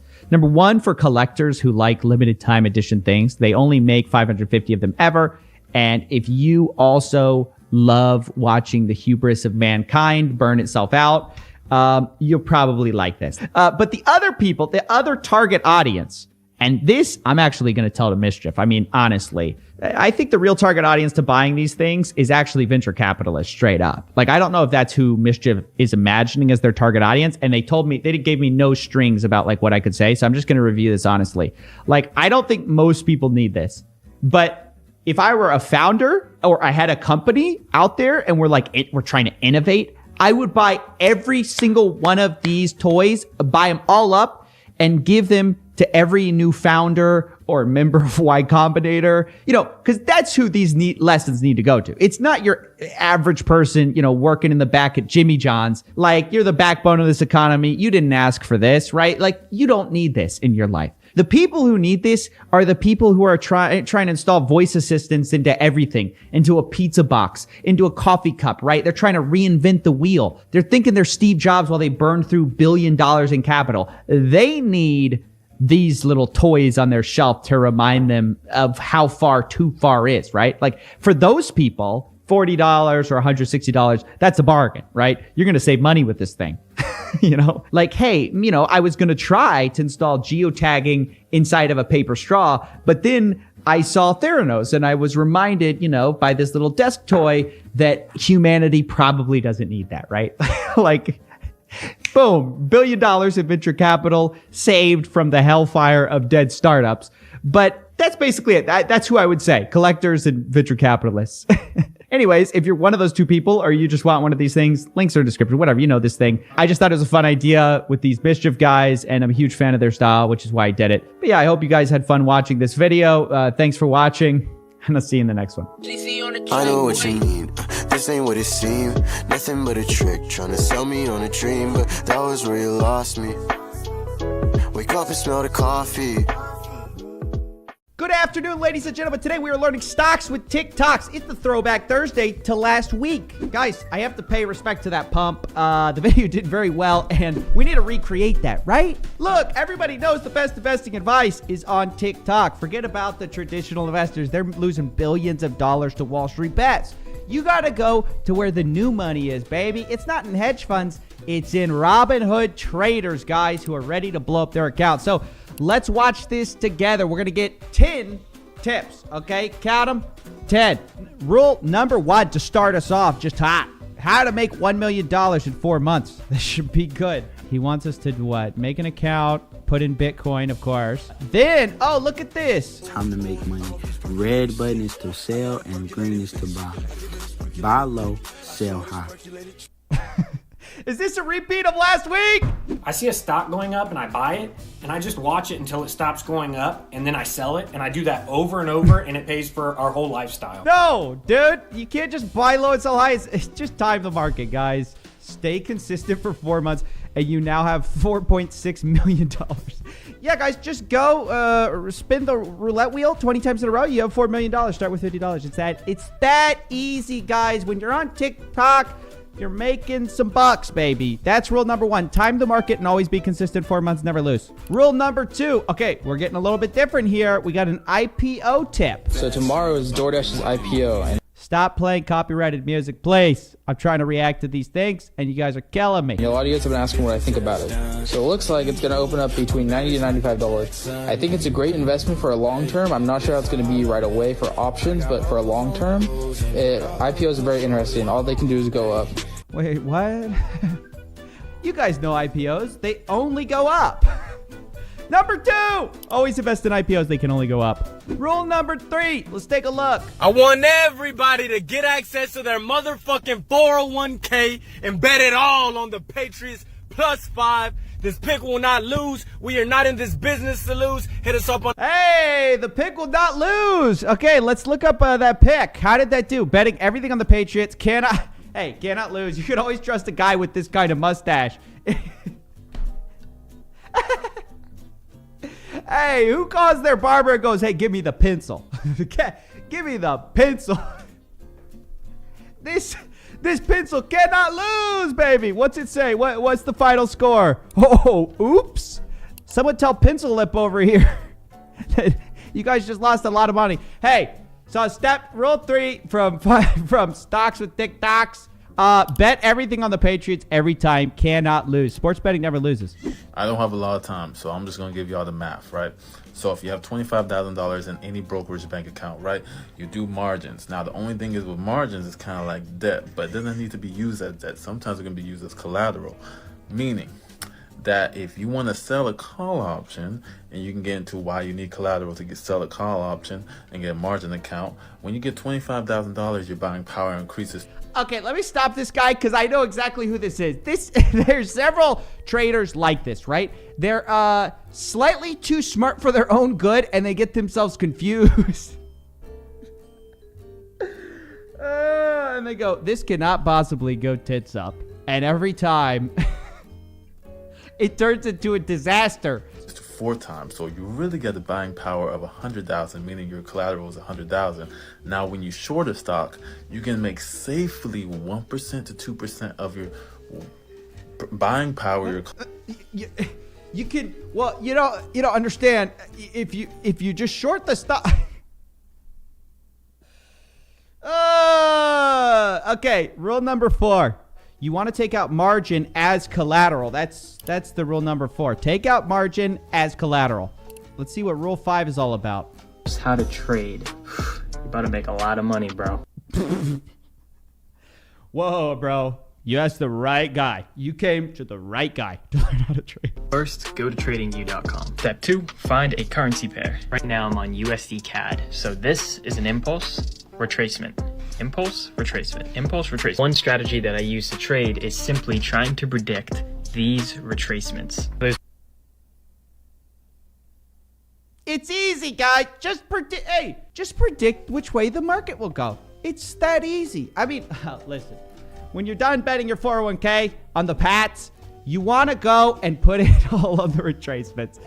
Listen, guys, technical analysis, it's been proven to be a very real thing. Been back tested, always makes money, every single time. So just that's it. Rule 5, take the technical analysis always works.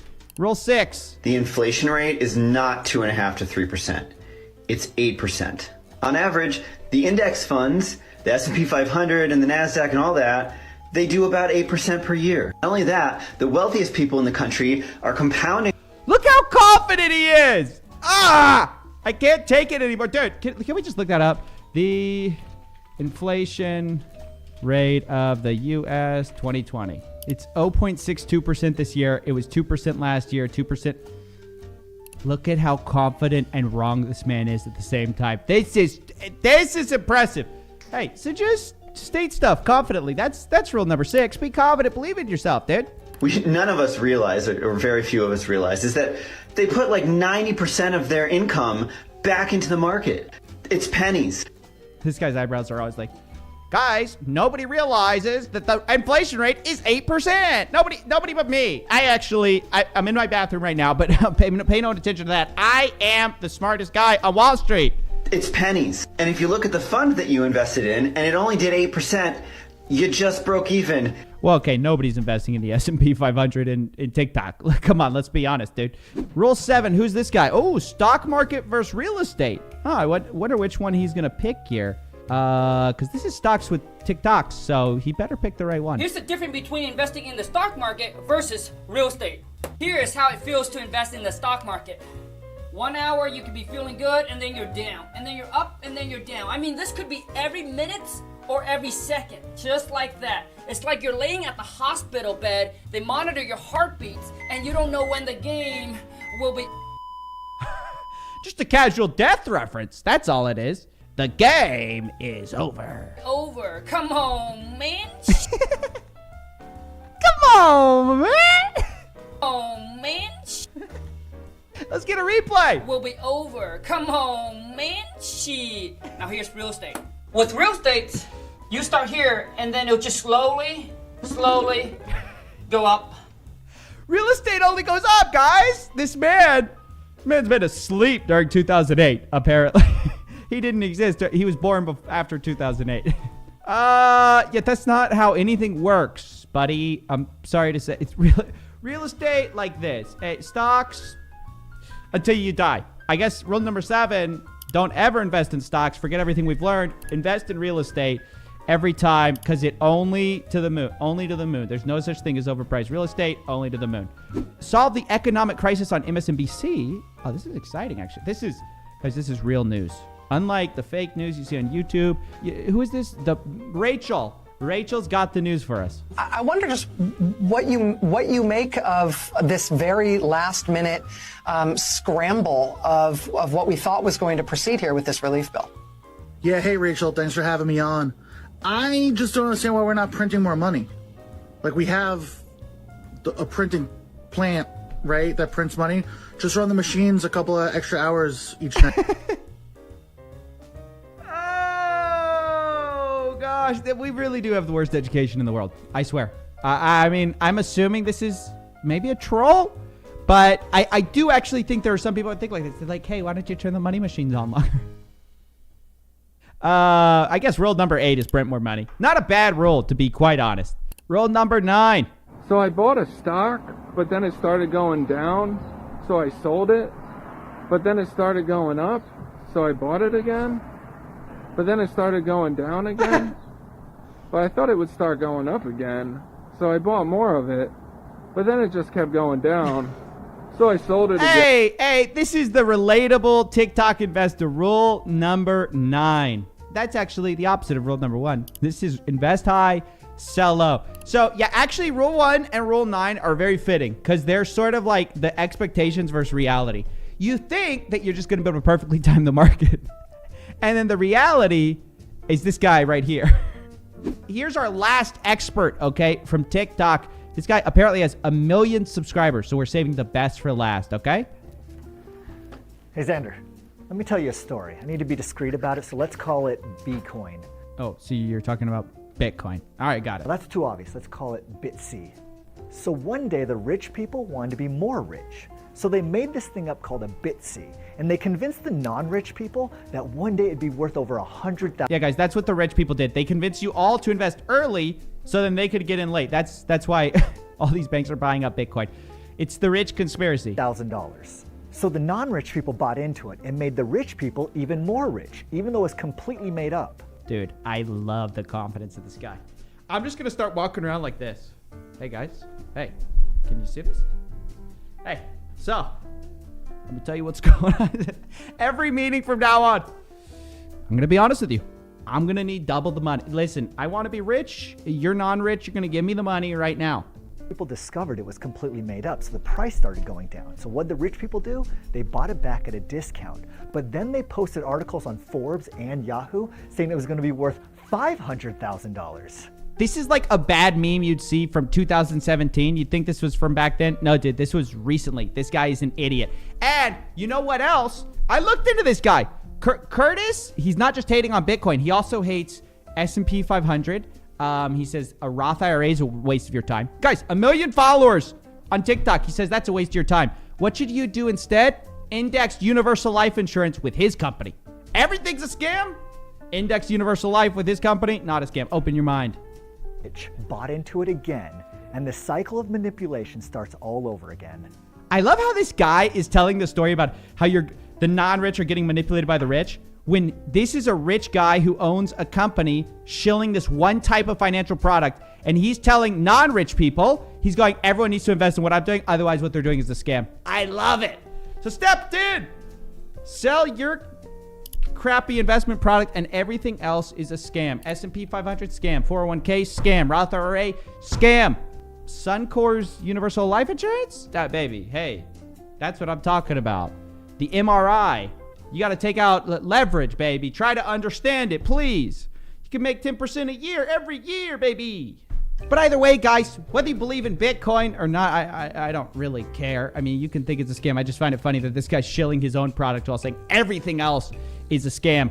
But I hope you enjoyed these stock tips with TikToks. You know, these guys are the future of Wall Street. May God have mercy on our souls. All of this was pulled from, once again, TikTok investors on Twitter. We'll put up their little logo right here. Big shout out to them. They're hilarious. I follow them. They're one of my favorite Twitter accounts right now. They're incredible. Go follow them. Look, the month's almost over. What will happen? Can I continue? Will I go bald? Find out. Hope you enjoyed, and I'll see you tomorrow.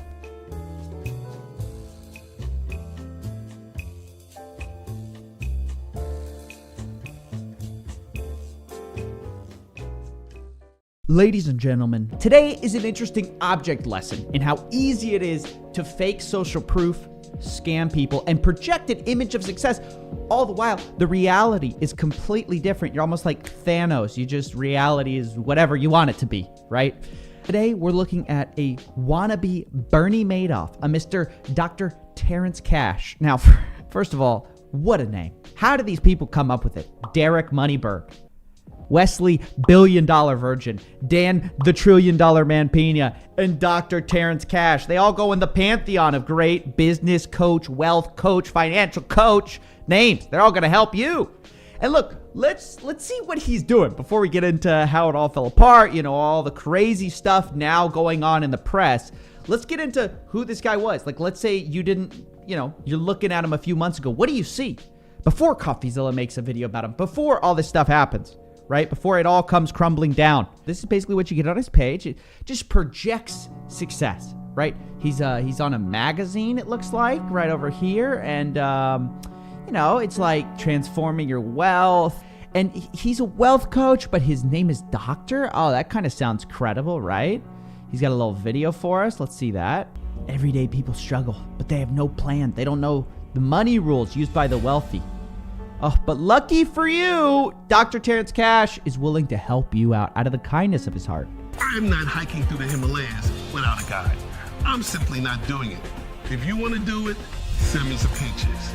I guess he's saying you need a coach or something like that. Okay, whatever. He's got a wealth creation course, you know, this kind of thing. And most importantly, something I want to draw your attention to, he's got the Strategic Diversified Investment Chairman's Fund, okay? Provides you with passive income. Later on, he would say that this is 12% a year guaranteed. That's why he's a wannabe Madoff, because that's what Bernie Madoff was famous for. Offering somewhat reasonable returns that were just high, like 10% a year. It's not too much, but it was consistent, right? And so that's what Madoff did. It's exactly what this guy did too. But the big takeaway here is that Dr. Cash, okay, had every trapping of success. He was going to events. He even raised $4 million for his chairman's fund, right? Where he's supposedly taking on investors and paying them out 12%.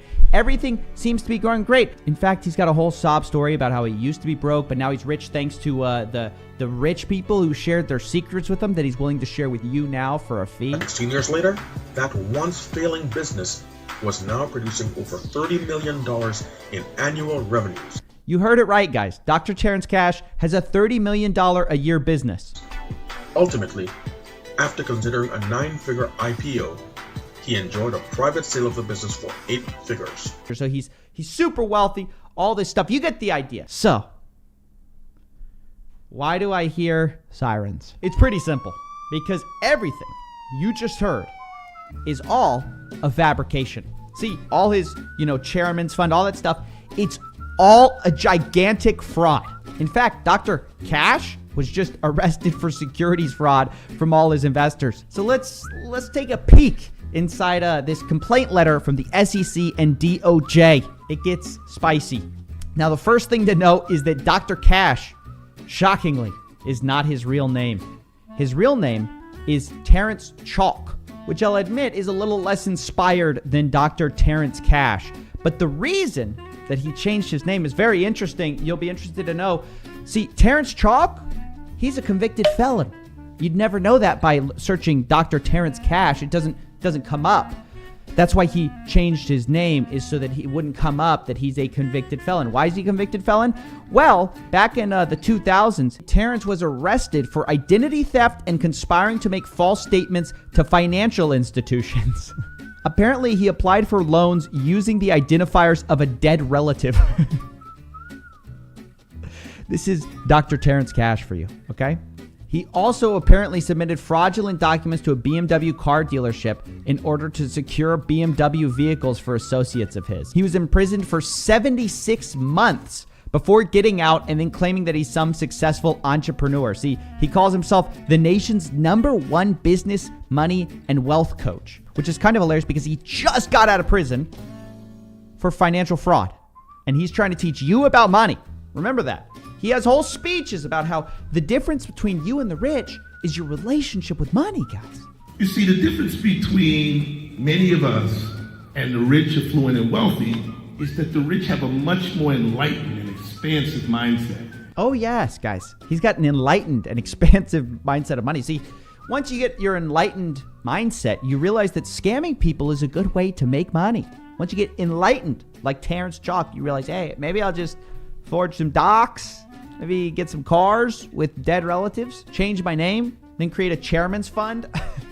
Literally, what's so insane about this is that nearly everything that was publicly available online never would have suggested that everything he said, the diametrically opposite thing, was true. For example, he said he sold his business for a ton of money. But we find in the SEC complaint that that is not true. He was a convicted felon and his previous businesses had suffered financial difficulties. And until his arrest, Chalk repeatedly attempted to prop them up through fraud. He calls himself a doctor, Dr. Cash. But of course, that is not true. He never received a doctoral degree from any accredited institution. Now, Dr. Cash would deny that. He would say he got a doctor of philosophy from CICA, International University and Seminary, with a concentration in business psychology. There's only one problem with that, though. I went to CICA, and they don't offer any degrees in business psychology. They offer a bachelor in theology, master's in theology, doctor of philosophy in theology. Nothing about business. Isn't that interesting? This stuff is completely insane. So, yeah, he claims to be successful. He's not successful. He didn't have a successful computer company. It was floundering. He claims to be a doctor. He's not a doctor. He claims to be this retired guy. Instead, he went to prison. He claims to have this great mindset on money, but apparently, yeah, again, convicted for financial fraud. And then also, he claims you're going to make 12%, and instead, he's not even investing most of that money. Apparently, most of it was used to make a combination of personal and business expenses. Approximately $1.7 million to pay bills for personal credit cards. Which is just, for a guy who's preaching financial literacy, you're spending a lot of money. This is the guy who's always citing financial imprudence in all his lectures, citing like how basketball players have a bad mindset with money. How can you tell? It's because they're constantly spending too much money and going broke after making so much money. That's his evidence that people have a bad mindset of money. The average NBA basketball player makes about $6.4 million per year. Over 70% of all NBA basketball players will be broke. But you're the guy who's spending $1.7 million on personal credit cards. So, moral of the story, don't trust anybody with the name of Cash. Doctor, if you can't find where they got their doctorate degree. Don't trust anybody named $1 million, billion dollar, $1 trillion man. I mean, it's just, I don't know. This stuff is pretty obvious, but it's worth repeating, guys. Stay safe out there. It's the era of COVID. The scammers are running amok. And luckily, some of them are going to be going down. And when they go down, Coffeezilla will be here to celebrate the conviction of just one more scammer, sweeping them off the street, one fraudster at a time. Thanks for watching, and I'll see you guys next time. And don't forget to smash like and subscribe. Some of these offers I wrote or the email things that I wrote, it's just like, this is complete bullshit. They test which story works best. You know, the researcher from Arizona didn't work. Let's try the crazy doctor from Texas. It's not going so good. Maybe let's try the researcher with this angle. You know, so they'll change the personality, they'll change the entire story to find one that hits. You know, my father-in-law was on the plane and, you know, he had a massive heart attack and at 784 pounds. And none of this is true. This is not true. Yeah, and a binder hit me on the head and I put a rare herb inside of his mouth. And wouldn't you know it, 10 days later, he lost the weight. We don't talk about copywriters very much, but we should because they're an important part of scams. There's ethical copywriting, obviously, but increasingly I've noticed a trend, especially in direct response copywriting, which is a lot of what you see today on ClickBank and in ClickFunnels. There's a more unethical kind going on, which is focused on conversions at any cost. Make up any story you want, do anything you need to do to get the sale. And so to understand how the psychology of this works, how people can get trapped in this lifestyle, we're going to talk to somebody who was. This is Jim Clare. He's been in the industry for over 10 years, and he's about to explain how he was seduced by the money and the lifestyle of this industry, how he eventually got out of it, and he's going to share some funny stories about this insane world as we go along. I hope you enjoy. So I got into it with a company called the Tao of Badass. So I got into it on the dating side, and then I worked with primarily my offers and where I worked were the ClickBank people. Those people are like lovely people. Lovely people, ethical people, very ethical. Yeah, ClickBank is a unique echo chamber for sure. Can you tell people what ClickBank is for those who don't know? Like, what do they sell? Right. So ClickBank, they call themselves a digital retailer, and it's primarily direct marketing offers. And they sell, right now, I think, as of the other day, there's about 3,578 products sold on ClickBank. So someone can sell a health product, someone can sell a make money online product. There's not a ton of them on there anymore, but like health, how to meet women, hypnosis, manifest money, that's really big on there. So, and there's a ton of different offers. And the big part of ClickBank, or I'd say probably 99% of it, is affiliate marketing. So a lot of these guys will send emails to, the top performing offer and make their, there's an email swipe, which means that the email is pre-written. So someone can get this preloaded email, send it to their list. Not everyone uses a preloaded email, but most do. And then you get the clicks and you make money. So when I see Brian Rose sending me some kind of a Tikatwari stock picking deal, that's what's going on. He's got an affiliate deal. Yeah. Right. So they might have a variety of products. Clearly you know this industry really well. So why'd you turn your back on it? So, kind of what I just explained is sort of one reason why I did it. So I kind of, about 6 years into it, at first, it gets incredibly seductive at first. Talk about that. Why? The money? The money and how fast it is. And the world kind of seems like, I'm originally from the car business, so I kind of had a more like traditional background to these guys. Sales? Sales side. Okay. And I was also worked on the management side of, the car business. So, when you get into, when I first walked into Tao of Badass, I walked into like a basement.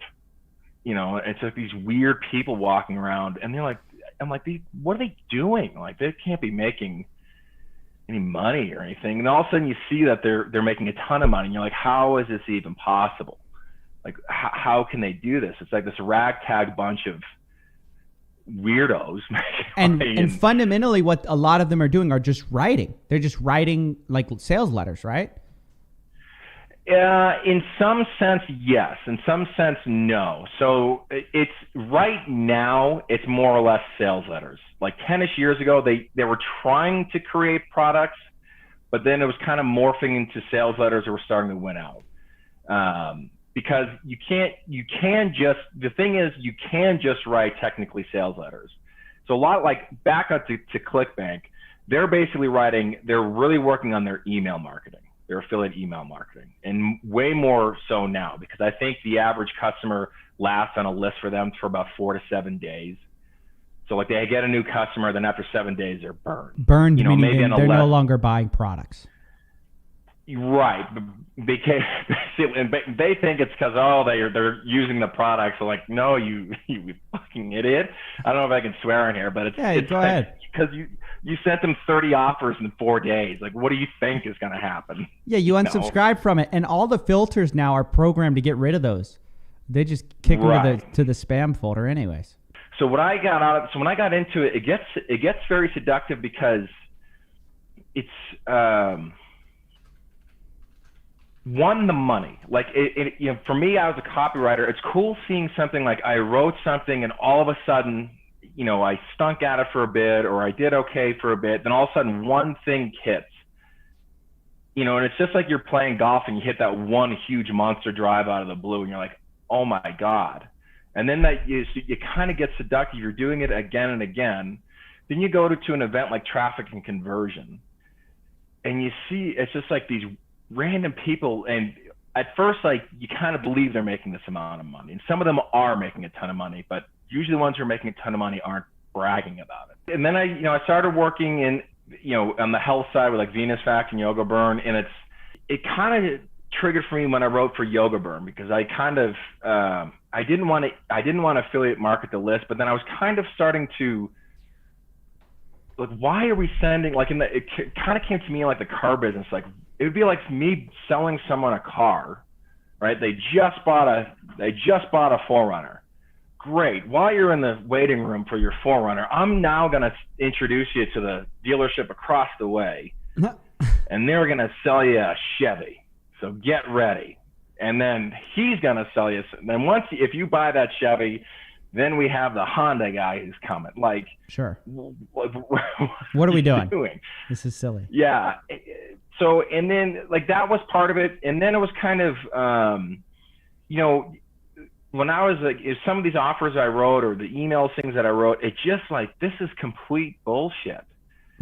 That's the biggest part of it, is a lot of these offers, the copywriter's language gets so far away from what actually is true, right? Right. I mean, it depends. So like if you're playing with bigger numbers, you're on Google, there is bullshit, but you can't, your claims can't be like, you're going to, eliminate 84 pounds of fat in 1 week. Like, you can't say that, or you can't do what Wesley Virgin did with, using a stock photo and Kyle Cooper as you can't do that. Right. Or you can't steal your stock photos from Jenny Craig, which is popular. So you have to kind of be on the up and up. Wait, are you saying he stole his stock photos from Jenny Craig? Yeah, he did at first. Yeah, and so he took them. But the saddest thing was he used a personality called Kyle Cooper. Hi, I am Marine Gunnery Sergeant Kyle Cooper, and I'm about to share a bizarre story with you. Who was a military hero.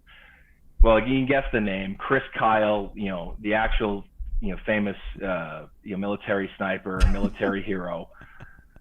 And then Bradley Cooper, who played him in a movie. And then he made the name Kyle Cooper, and he found a stock photo of a bald guy that had like a military photo and had some family. Then he just cropped some hair on the guy. And it was some story of like, some binder came out and friend in a dying arms and hailing. But the offer did well. But so it was kind of like, at first I was definitely seduced by this world, because I was like, oh my God, and they really buy into sort of like, they like Napoleon Hill concepts. Like, you think you're making money, so you're providing value to the world. That's huge to these people. Like, they love Napoleon Hill and they love Ayn Rand. The two idols. Right. And Napoleon Hill was a scam, but they revere, like, that's a big part of the mindset with a lot of these groups. I mean, coming back to the stories that I was mentioning, like, we're creating like a story and we're just changing it so much that it's not true anymore. Like a hero's journey story. and it's just about the conversions. And then being in and sitting, you know, kind of somewhat sipping that Kool-Aid and sitting inside these masterminds. And then people are, you know, they got kicked off of Google, Facebook, Amazon, probably 8chan, and they're trying to like wonder how they can get back around. And they're missing that they broke, like, you got kicked off of like the entire internet. Because you lied. Maybe. Yeah, it's like, well, you know, well, then they would say, well, it's because they're anti, like, people on Google, people who own Google are anti-making money, like, you know, so they get into this weird shtick, or it's, you know, Donald Trump is out to get them, or Hillary Clinton is out to get them. So all these weird theories, like, I don't think Hillary and Donald are really concerned what you're doing, like. With your fat loss supplement, maybe it's because you're lying and cheating people out of their hard-earned money. Then they backpedal more into like it's helping people, you know. So these people really kind of buy into their own bullshit. A lot of them do, yeah. Not the big, huge players, but a lot of them do. Really? So that's shocking to me. Yeah. Well, it's a little bit twofold. I mean, I'll be, you know, sound like a snob, but I mean, they're just really dumb, like dumb, and they found a formula to make money, and you can make money with it. You know, they miss how short-term it is and how much they're scrambling in their life to do it.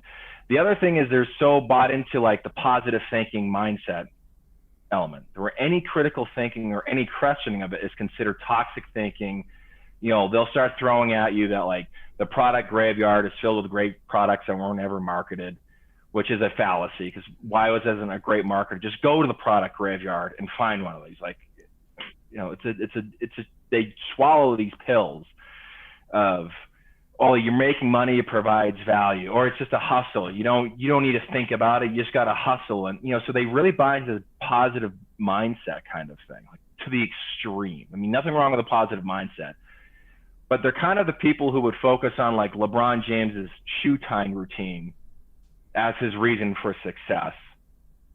And then the post-game interview of like, well, you know, we tried hard. I mean, he's exhausted. He's not giving like detailed answers of like the passes he was giving. He's just going to give something off the top of his head. So they really buy into like growth themed advice, and anything questioning that they view as like toxic thinking or a victim mindset, or you're slowing down the process. I don't watch TV because I'm consuming content. Like they don't. Yeah, so I don't know if that explains it, but that.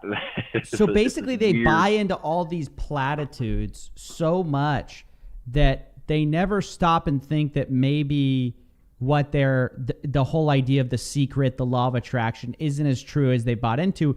Maybe there's more technical reasons for this, and because of that, you're saying they never question what they're doing from an ethical place. Because that's what I ask all these people, and they look at me like it's the first time they've ever thought about it or been asked the question. I go, how can you do this to people? And it's like they're like deer in the headlights. And they're going to backpedal on to, well, I'm making money, so I'm providing value. Or they may not say I'm making money and providing value, but they think because they miss it, they're extracting money. It's basically like you know, like rent seeking. Like they're just extracting money one way. They don't and they think because they're making, you know, they're living their Ayn Randian dream, like that makes them somehow like they're superior. Like I'm hustling, you know, I'm just going to dig into my Og Mandino book and I'm going to hustle some more. So getting back, like when I left, yeah, one, it was kind of the unethical aspect of it. Then I think like, you know, seeing certain like women in the Midwest who they're not dumb. They're just so desperate to lose weight or genuinely want to lose weight. And, you know, these things some of these sales letters are so calculated, so well written. It sounds so real. And the products, and we talk later about how the products are created, but the products stink, you know, they buy it and then they're hammered other people, you know, they're hammered all this affiliate stuff. And then the other element was, I saw people with like the best of intentions with good products, although it's really rare on ClickBank to find a good product, but like a good product, and they just either, you know, they get seduced by the marketing world, by like the traffic and conversion, and they see someone like Venus Factor, I'm just an offer away from these guys. I can, like them, they're going to Vegas and they got, you know, a penthouse. I'm just an offer away. Or the other ones is they get sadly leashed to it and they can't go outside of it. Like there's probably people who could probably get off this, this merry-go-round and like start a blog or a vlog or something and do it much more organically. But then they, like, oh, it's too slow. I'm not going to make any money. So they're just like miserably like, I'm just going to hang on and do this for as long as I can and milk this for as long as I can. You know what's funny about what the picture that you're painting is that there's a lot of these guru types, copywriter types, these really people who are sort of scamming other people who are themselves sort of getting scammed by the people who are, it's like they're selling shovels, right? They're selling get rich to people who are not rich, but they themselves are getting sold other types of shovels with like Russell Brunson selling ClickFunnels all the time, saying that's going to change your life. You've got people like, who'd you say? Ryan Dice. Yeah. This whole group of like they're also getting sold to, and they're being told, well, you're only one offer away. And those people are telling their customers that you're only one purchase away. Like it's like a pyramid scheme almost. Right. Of right, success. Right. Everyone's selling each other success.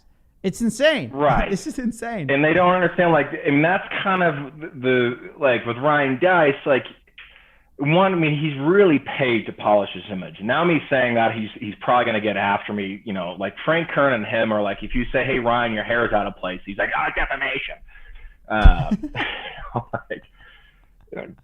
Okay. So they understand that, the people who are not, who are low on software projects or on page 30 of ClickBank are going to be their audience. So they're going to sell them the tactics. And Russell, I think, does a little bit better job because Russell can sell, like, there's always going to be those get rich quick gurus. But Russell definitely has like a lot of these guys wouldn't exist now without Russell. And like if Russell stopped, I mean, they'd be like drug addicts at the door. Like, sell me my next trick, Russell. What do I email them this time, Russell? Yeah, exactly.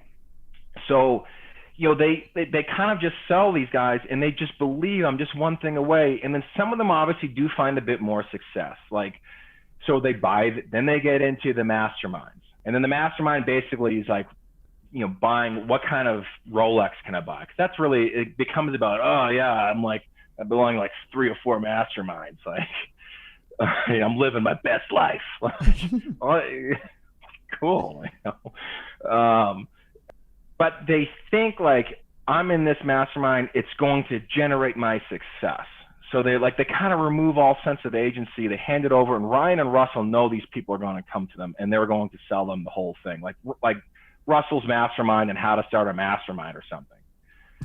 And Which of course, is Russell's the funniest thing ever. A mastermind on how to start a mastermind. Right. Right. Now, and when Russell's are they going to make the mastermind for people who want to make a mastermind for how to sell a mastermind? That's what I'm interested in. Oh, it's out there. I'm sure it's got to be out there in, in some inner circle club or something. But like Russell's a showman. He's really good at what he does. Like he knows his crowd when he walks Caleb Maddox out on stage. And Russell understands marketing. Like I don't think he's super malicious, but he knows when Caleb Maddox comes out on stage, these people are going to be like, oh, some guy who like Craig Ballantyne's going to sit there and be like, oh man, he's 18. He's he's not going to check the claims. Like he's a multi-mega millionaire. Like, it might be his dad's thing and other things. So he's making money. He's like, oh, that means I can be a billionaire if I just try harder. Russell knows that Craig Ballantyne is going to sit there and think that. So it's kind of like this guilt sales thing. Like Russell's just like, oh yeah, Caleb's going to get me some big sales because he's 18 and they're going to look at this like, and it's wow. like a jealousy thing, like almost like, and also the positive thinking. Oh, if Caleb Maddox can do it, I can do it. And so all these gurus are buying into that whole world. You saw that, and that also made you kind of get disillusioned with it. You saw all these people on a treadmill of like hunting for success and a lot of them not exactly finding it. Right. So I kind of saw that, and then I saw people like, you know, who were kind of like we mentioned with Jason, kind of struggled with their other offers. They weren't struggling. They were making a living, but then they suddenly move into selling success, and it's like, what do you know? And they're just, you know, they're picking up the hottest buzzword, like start with why, and just repeating it. You know, and then they get into like these entire like circle jerk things, like the next up is Dan Locke, the next up is Bedros Keuilian, the next up is this guy, and they're all just sharing the profits, like, and all they do is just mention each other. So I kind of wait. You're telling me they're not all great friends who love each other? You're kidding. They probably do. I thought these guys were Yeah. really tight. Dude.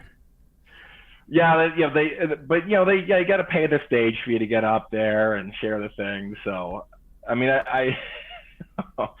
You know what's funny to me is you say a lot of these guys are really stupid. Who would you say is the dumbest of all the gurus if you had to put your thumb on somebody? Oh man, Clint Arthur's got to take the cake. Guys, if you don't know, I'll put some links in the description for who this guy is. He sold Harvard offers, like speak at Harvard and speak at CNN. Now, I understand you had a bit of a run-in with Clint. Yeah, I did have a run-in with Clint, and so I went to a Dan Kennedy event, a Dan only event, which actually is not a bad event. So Clint, I had never met Clint before, but I sat next to him for a couple of days. And he's always pitching, you know, his be famous thing. You get to be famous. The whole purpose is being famous. So I'm flying back. It's in the Cleveland airport, and I see him, and I'm just being friendly. I say, oh, hey, I saw you at the event. What did you think of the event? And then he starts going into the shtick. He's like, you could be famous. I was like, cool. Like, he's like, why don't you speak at Harvard? You could speak at Harvard. I'm like, I don't speak at Harvard. Like, what are you talking about, speak at Harvard? Like, he's like, no, man, don't you want to be famous? Don't you want to be known? I'm like, no, is he really saying like, this? Don't you want to be famous? He's saying that I could make you famous. I could make you famous. Yeah, he's like, you think of it. Think of all the attention you could get, and you could sell your product. So, are you a good copywriter? I can make you more famous. This is a better copywriter. I'm like, no, I'm happy where I'm at. Like, we're doing good. You know, like, he's like, oh man, that's not the attitude to have. So then I'm like, politely, I'm like, look, just give me your email. You know, maybe we'll talk later. So that was a mistake. So I give him my email, then he emails me. You know, I'm kind of checking on the phone, like, yeah, hey, I got it, thanks. Oh, he emails you right there. He's like sitting there emailing you right there. But he emailed me. He put me on his list. So I got his welcome email. Not like him being a normal person, be like, hey man, here's my email. It puts me on a list like right away, and I'm like, dude. And so I'm trying to get away from it. He's like, yeah, you could really be famous. So I'm going to the bathroom. I walk in the bathroom, and also at the urinal next to me, like he comes up and he leans in. He's like, you could be famous. And I'm like, then I just told him to fuck off. Like, I'm like, there's gonna be a whole different problem if he keeps up, you know, accosting me in the bathroom. I said, look, there's gonna be a huge fucking problem. It takes me a lot to get mad, but I was like getting ready to sock him. I'm like, there's gonna be a big problem if you don't back the fuck off. And I was yelling kind of loud. Then eventually he kind of got it. Like, yeah, so that was my He's Clint like, Arthur no problem, story. no problem. But you know, Harvard would love to see this. Yeah, so he's dumb. I mean, I think, like, I know I pick on him a lot, like Craig Ballantyne. I don't know if I don't even know who Craig Ballantyne is. I don't know who that is. It's just buzzword, like Mr. Buzzwords. But I don't think he's not that dumb. He's not as dumb as Clint. He believes too much in his own stuff. But, you know, like I saw these guys, and there was just something about it that didn't sit right with me. And yeah, eventually I kind of found philosophy. And then I said, I'm out of it. I can't do it. I can't do this anymore. I can't make money that like you this started. anymore. You were thinking for yourself, and you realized, hey, maybe I shouldn't be doing this. What was it in philosophy you liked? I mean, it was a culmination of a lot of things. Like, I mean, I love Stoic philosophy, but it was kind of the critical thinking element of it. And then it was kind of like in Stoic philosophy, they had something called, called like the choice, or you make a choice that serves the whole. So basically, you know, when it comes down to it, try to make a choice that honestly serves the whole. So you're being transparent. And I was like, there's something off here that, you know, me creating or consulting on some story about some secret, you know, ancient rare herb for a 5-hour boner, you know, like this isn't real. And then and then seeing some of these, you know, make money online gurus, and I think I kind of saw that before, just the nature of the car business. I was like, well, you know, I'm a pretty curious person, so seeing how they're making the money at these events like that, I was lucky to kind of be looking at that right away. To be like, this is kind of a sucker's game here to be sitting here. So how are they making the money? You know, versus the guy like shushing me. He can't wait to hear this NLP secret. He's like got his notebook out, writing it all down. Yeah. Right, which is more signaling because they're hustling. You know, they got to take as many notes as they can because they're hustling. Yeah, and and plus the other end that I saw was being in it for so long. Like Venus Factor was successful for a number of reasons, and also one of the owners of Venus Factor, he comes from one of the wealthiest families in Canada. Oh. So he has money to fall back on for this ad spend. And that's not a bad thing. Like he's very smart at what he does, but he can fall back on things. So he has kind of a safety net. And I was kind of seeing like these people will get, you know, like Dow of Badass. I mean, most of the people that work at Dow of Badass are broke, you know, living in their sister's basement. So I was seeing a lot of these guys who make a ton of money, like get to the top of ClickBank or get to the page or somewhere else, not always ClickBank, but do really, really well for about 3-ish years. And then boom, broke, gone, vanished, company out of business. And they're like, you know, they're revered as doing everything right. I'm like, there's something off here. And then me knowing like, you know, the copywriting with all the hooks and seeing all like the bad copy and stuff, I'm like, this is just like the copywriters aren't understanding what they're doing is like, they're just trying to come up with a crazy story, but it converts. Yeah, but it's not true. Right. Maybe we should be a little more specific with the audience of like what kind of stories we're talking about here. They're pretty formulaic. Walk us through, you mentioned the 5-hour boner. Let's hear more about that. Because that's a real story they would try to sell. Is like, and this is not a lie, you'd click on one of these scam links of like, oh, doctor finds mysterious thing. And then you'd read like a headline. Now, how does this arc usually go? Of these so there's a couple of variations. The most common one I'm seeing right now, I mean, like, you know, there's the Agora formula, which is, you know, basically wild conspiracy theory. They don't have the 5-hour boner stuff, but I'm probably somewhere they do somewhere. Oh, it's a conspiracy theory like about pharma or what? Yeah, they'll do pharma, or they'll do like, you know, Hillary Clinton planted a rogue inside of Donald Trump's cabinet, you know, and I'm the only person who knows this. Like, oh, okay. Then, so there's their formula. Then hasn't been done in a while, but John Benson kind of came up with what's called like the pattern interrupt formula, which is, hi, my name is Josh, and this is a goldfish, and this fish is going to get you laid. So immediately you say something kind of odd. To try to like, the whole idea is you're going to tap into their mind. So it's kind of like a mentalist trick. If you do something really on to kind of like pause the brain for a second, like what? A fish is going to help me get laid. Like that's the whole goal. Like, so it doesn't serve the story except for that. It's just to get you to kind of like, hey, wake up. You would try to do it. Like the goldfish one, we talked about like how like goldfish mating patterns and how the goldfish, if they had multiple women around it, was be more desirable. So some people try to pay it off. A lot of people don't try to pay it off. Sure. The other big version, and probably the more popular one now, is like story selling, is a hero's journey. And generally what you do is, and we'll, you know, that one is, and I see that one get abused the most, like the Kyle Cooper thing. So basically, and you see like my sister was, you know, 500 pounds and was having a heart attack on the plane. And, you know, and all of a sudden the daughter, you know, like the first line of the VSL will be like, "Mama, please live, Mama." That was, you know, the word of my wife as she laid on the hospital bed at 584 pounds, about to die. She was only 29 years old and she had tried everything to lose weight. So like that. Like that's kind of a popular one. And I even see Agora kind of using that message now. Like, you know, my father-in-law was on the plane and, you know, he had a massive heart attack and it's 784 pounds. Like, and none of this is true. This is not true. Yeah, and a binder hit me on the head and I put a rare herb inside of his mouth. You know, and wouldn't you know it, 10 days later, he lost the weight.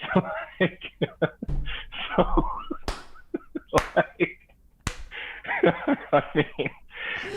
these are so what they do is they take this story, right? But then they start with this wild thing, and like the uncle squeeze into the plane aisle, right? That's 784 pounds. Yeah. Always on like a transatlantic flight, of course. Like, right. You know, I was hoping to take him to see, you know, the Louvre one, you know, like, oh God, okay. Grab me a river, you know. So like, and then they have this, you kind of come up with this crazy story. And then what you want to do is, you know, the better guys, it's hard to do, is you take the person, you know, you start them off like, you know, so it's kind of what's called an open loop. So the guy's on a plane, you know, or on a hospital bed, and, you know, little Sally's saying all saccharine stuff. And then, you know, you take the person, you kind of take them back to the beginning, like they tried everything. And if the person's a weight loss expert, like, I didn't understand it myself. I've helped 100,000 people get ripped, shredded, and lean, you know, so they, you know, throw in this stuff. But my sister had tried everything, you know, her metabolism had slowed down. The doctors kept, so then you try to, like, during the story, you show how, like, you want to make, the whole goal is, and it's taught at these marketing or copywriting things, is make the person that you're telling the story of, whether it's yourself or someone else, you know, a sister or someone, or just make up a sister, which is what, you know, Fat Diminisher, I think, Raposo made up his sister, I think. So you take someone and then you make up the story and you make them to the worst possible. They had tried everything, rebound, weight gain. So you're trying to check off these boxes. And be the same thing as making money online, right? So these guys apply the formula there. Like, I tried this and I lost $5,000. I tried this. I tried Amazon. I tried Facebook. Right. I tried this. And then, you know, you kind of want to make them win again. Like, they tried 5,000 and I said, and one key line is that I was going to die trying. That's a key line that's been used all the time. Supposedly that's because of the Dow of Badass video. I don't know. I know versions of it, but that line is used all the time. I was going to never give up and die trying, because most people think that they're Jocko Willink and they're never going to give up. Like, a lot of people, you know, it's what we want to tell ourselves, right? Right. So everyone's reading that like, oh, he's not going to die trying, and this guy's so bad. So, you know, then they put him back down again, and depending on the video sales that are, you know, you could put the person down like 3 or 4 times, and they will test how many times you're going to put the person. They're almost there, and then they finally give up. But then it's a catch-all moment. Either, you know, they're on a plane flying, you know, to see just one last time to see the Louvre, and, you know, he has a heart attack or something. And then this, of course, this one dumb trick. Or I decided to go on this research bent. I drank coffee. I didn't sleep for days. And I found this mysterious researcher who decided to give me the secret. I went to the library, like, you know, and I found this rare herb, and people thought I was crazy. And then it kind of worked at first, and then all of a sudden I found a 10-second morning trick you can do each and every single morning. And all of a sudden, not only do the weight fall, then, you know, so you kind of, then, you know, you find the person, like, so you knock out the doctor's objection. You knock out the rebound weight gain, or I made money, but then I lost money objection.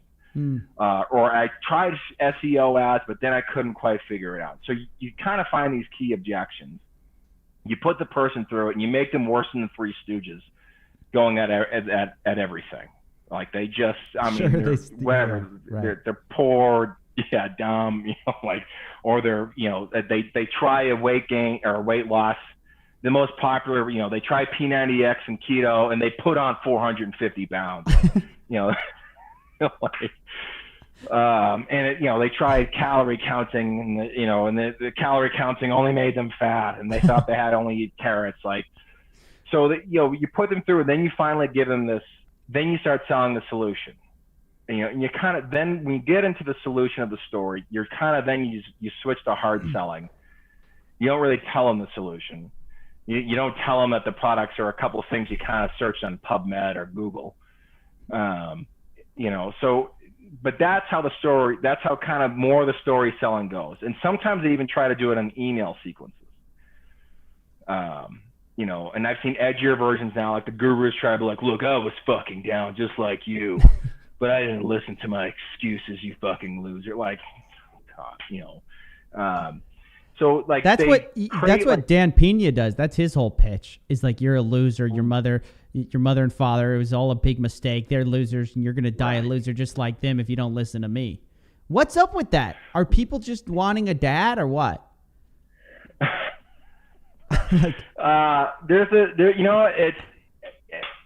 It's an article I'm currently editing. I kind of trying to cover because it is interesting, right? Like you pay $5,000 to go listen to some creepy old man call you a fucking loser.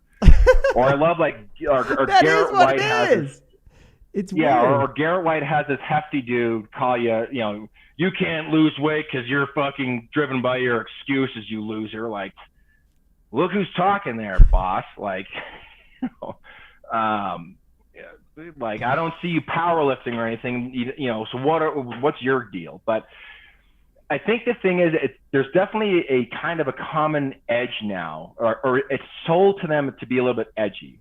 I'm not as familiar with if there's more wizard behind Dan Pena's screen, but it's sold to them to be more edgy. Like, the subtle art, not that Mark Manson intended this with his book, but the subtle art of not giving a fuck. Suddenly, and other books came out with swear words. Suddenly, inside the guru world, we can now swear. And some people really took on an edgy persona. Like every once in a while, like Tony Robbins drops an F-bomb, but I mean, him dropping an F-bomb, it's not as noticeable. But Dan Pena is screaming at you like you're an old man, or Garrett White comes up with his tattoos and says, fuck 458 Yeah, times. Gary Vee does this too. He's like, it's because I'm real. I'm real. I swear because I'm real. So this edginess matters. And then I think, a part of this market is like, I need to hear it. I'm here to get tough talk. Like, it's not that these people are dumb, but they think they kind of think they're like it's a Navy SEAL type of thing. Like, this is the stuff I need to hear. It's an odd dichotomy of, at events they stand up to signal to hear the tough talk. And there's always going to be one guy like, you know what, I was just like you, and I listened to Uncle Dan Pena up here, and now I'm a millionaire. I beat my excuses. Or there's a guy who's like, I lost a pound, and then you see them a year later, he's still obese. But the secrets are going to work for him at some point. Like, so there's this weird signaling method in it. I think as far as more back to if they're not at an event, it's just someone's like, this is real talk. I need to hear this. Like they're not. So usually it's a first time person. Generally it's someone who does want to improve. So we have to commend that. Like, they're well-intentioned because they're reaching for some type of improvement of something. Right. Themselves, their business, their relationships, whatever it is. And these guys some of them are really good marketers. So, but then when kind of the popularity of hearing the F word, they're like, yeah, I can get up earlier. It's a fucking excuse if I hit the snooze button. Like, it feels great. But it's just like a placebo motivational effect. Let me ask you this. So there's obviously a lot of people who don't know what they're doing. Now, there are a few people who do know what they're doing. Right. One that obviously comes to mind is Agora, one of the biggest direct response marketing companies in the world, maybe the biggest. Are they actually the biggest? They might be, right? I think they are. I'm almost certain. As far as direct responses in their manner, they have to be. Yeah, they do like $1 billion. I mean, it's something almost, insane. $1 billion plus. I think $1.5 billion in profit or something, yeah. Which is just absolutely mind-blowing. Off of all these, what are essentially scam like promos of like, hey, the Bible hidden in Mark 4 was this secret cure to cancer if you just listen. And like, my question is this. Look, obviously they know their target market is like old conservatives for a lot of their offers. Do these writers, I mean, they must target that stuff because like I see God mentioned a lot in a lot of their ads. They're doing that on purpose. Like they know, right? They know, oh, this will get them if we hit them with the old God factor. Is that what's going on? So they very much study their avatar, or their direct or their target market, right? So generally you nailed it. Older, conservative, very much scared of dying. They don't want to die, so they want their money protected, or they want they want the health care. They just don't want to die in hospice or something. Like they're just frightened. So they know that, and generally they're going to be a more religious market. So they're, so how Agora works is, they have a couple of top guys, a couple of top writers who have had massive, huge hits. And then they basically have monkeys on a typewriter. Here's our formula, which is, the crazy, like, Adolf Hitler put this away, and actually it could cure COVID and all this. By the way, guys, this is not that far off the real thing. I know it sounds, if you've never heard this stuff, it sounds unbelievable and insane. This is really what a lot of these ads are kind of like. It's very close. Yeah, like the Klebsy plague. Like that was a big Agora offer, the Klebsy plague. What's that? The Klebsy plague. I'm sure they changed it now and probably put something with COVID on it. But the Klebsy plague, I mean, they made it sound like instant death. And Hillary Clinton was behind it. Hillary and Obama conspired in a back room, and and Trump's not seeing it, but we have somehow the information that the Klebsy plague is coming. So they will take like a so these writers they have a formula. They'll take a crazy story like that, like. We found something hidden in a World War II journal, like some guys, find something at Normandy or something in a binder. Or Hitler kept some weird medicine under wraps that could cure things.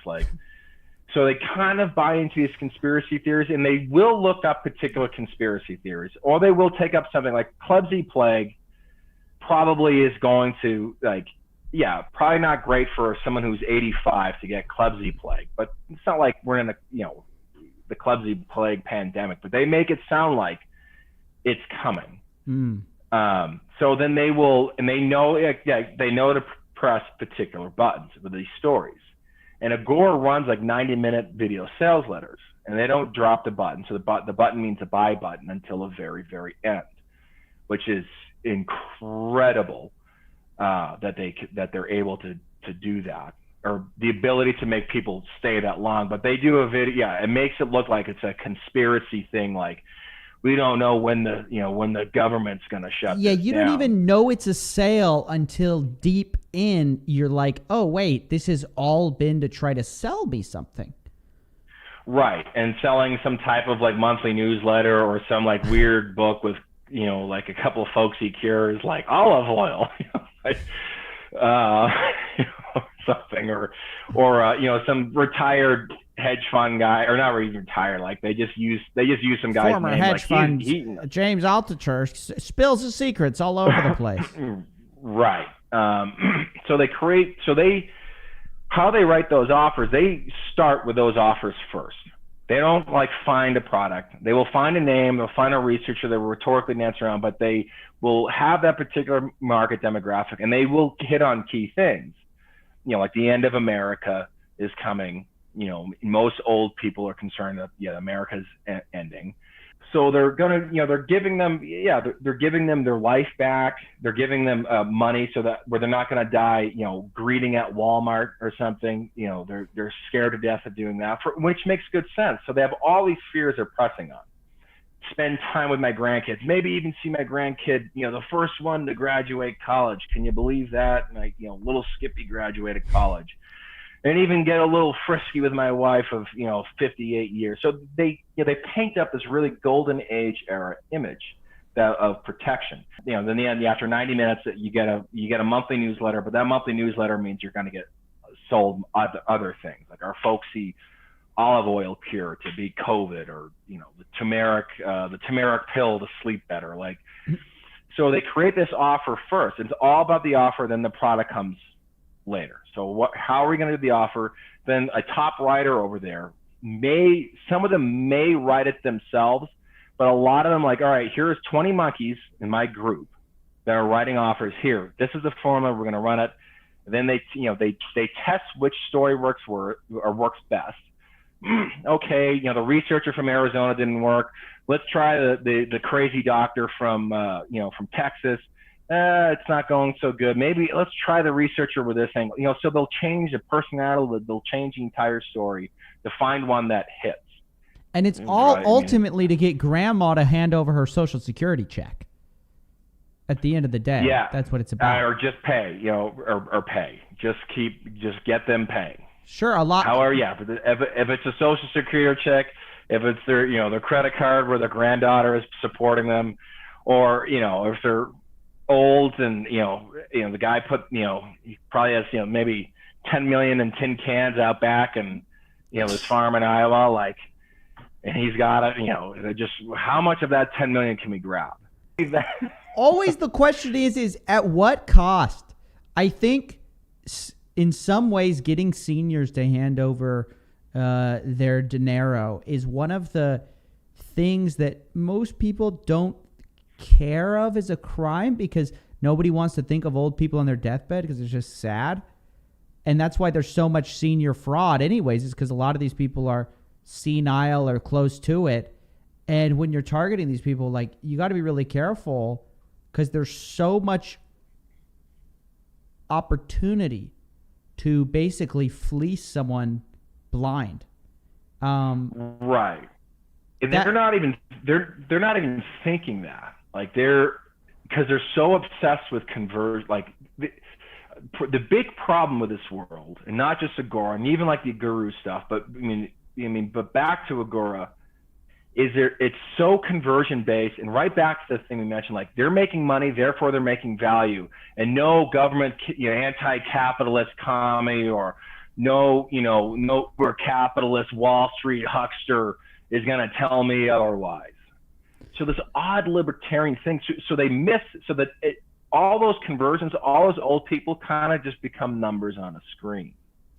That's so insidious. And it's what you said. They've lionized making money. They think it's the perfect, they think if they're making money, they're therefore moral. And they don't understand that Bernie Madoff made money. He made a lot of money. Charles Ponzi made a lot of money. These are not good people. Right. And Madoff knew what he was doing, but the Agora people don't. Some of them do. The more, it's just like the Ryan Dices, the Russell Brunsons. Not that Dice or Brunson are being as aggressive as those guys. Nowhere near it. I would have a hard time. Russell understands what Agora does, and that he loves conversions, but not to the point where it's all hail conversions. So these guys, even some of the copywriters, if you pose them that question, some of them are just going to look at it well, if they followed it and it worked, it could work. Their studies show that, so they kind of start getting into this, platitude speak of it could work. Look, it's not on me. We sold them something that could work. They don't. Didn't they read the disclaimer at the bottom? Yeah, exactly. So they miss that it is what it is. And that's kind of when I, got out of this stuff. It was it's just pure money extraction. And they're taking advantage of older conservative, males and females, and extracting money from them and counting money. Let's talk about claims, right? One thing I want to talk about is the ability for these writers to make it sound like you mentioned turmeric or colloidal silver or oregano herbs, sun-dried in Panama.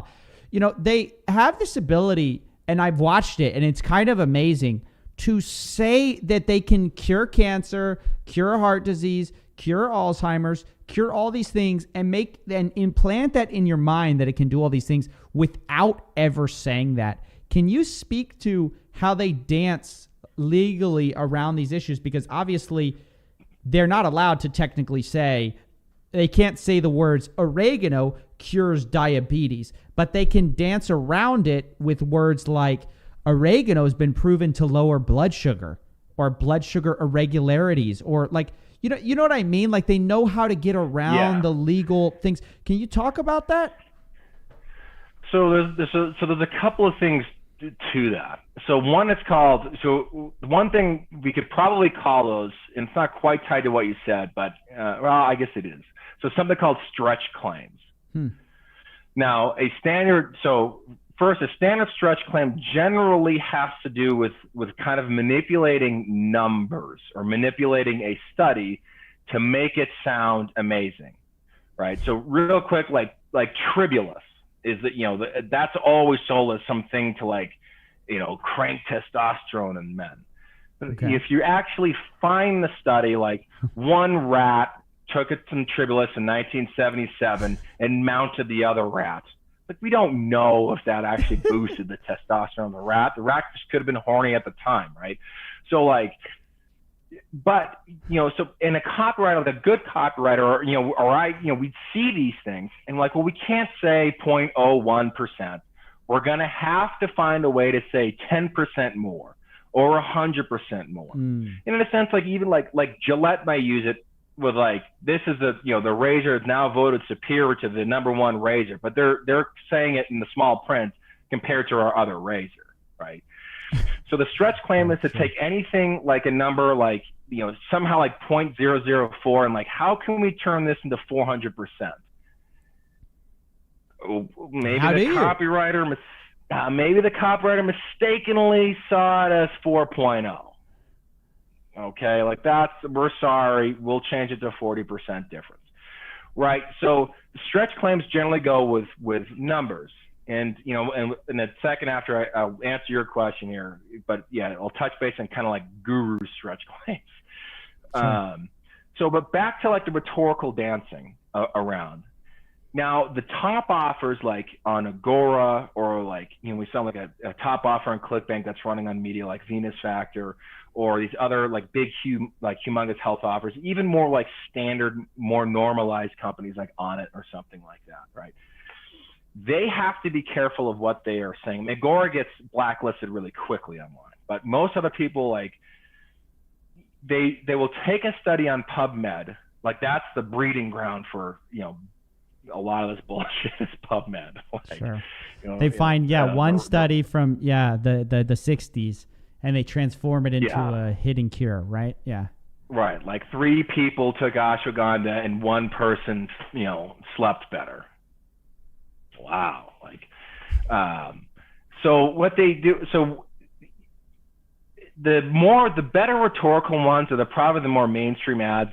They're going to say something like oregano, and the copywriter knows, and I'll know it when we were writing or correcting videos on Google, hey, this isn't Google compliant, we would have to come up with things has been shown, could possibly be said to, or what you would do is, and you see this often, is you would take a quote of a doctor. You don't know the doctor. The doctor never said it to you. And you say, one doctor from Harvard says, oregano has been shown to have health benefits. Now, what does that doctor mean? Well, this other researcher says benefits could be, lowers your blood pressure. Now, things have been shown that this oregano formula that we put together may help you lower blood sugar. And not only does it help lower blood sugar, so they will start stacking the claims on top of it. And make it seem like they're connected, but they're actually not. Right. So it makes it seem like it looks like most people watching it they're not gonna notice the rhetorical dance of we heard a Harvard doctor say. That's one. We heard a Harvard doctor say. Well, where did you hear him say it? Was he out drinking scotch one night and he's oregano? So it's we heard, or studies have shown, in particular, Dr. X from Stanford. So they'll take something from PubMed. They will find one of the researchers' names or one of the doctor's names associated, or one of someone like associated. And this has been shown to help reduce lower cholesterol. And then before that, now if the claims, now sometimes like a copywriter will I mean, yeah, there's at one point where I would grumble, be like, I can't say it does this. And then the has shown is going to make it look weak.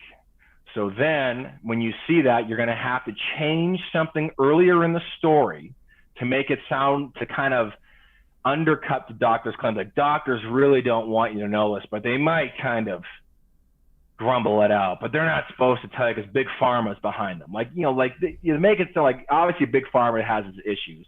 The Big Pharma isn't in some like, you know, some doctor is, he might be squeezed by Big Pharma, but he isn't like, hey, you know, Big Pharma, like that guy. Don't worry, I'm not telling him about olive oil. Like, you know, I mean, but we're going to make it like a copywriter. We're going to make it sound like that is kind of the case.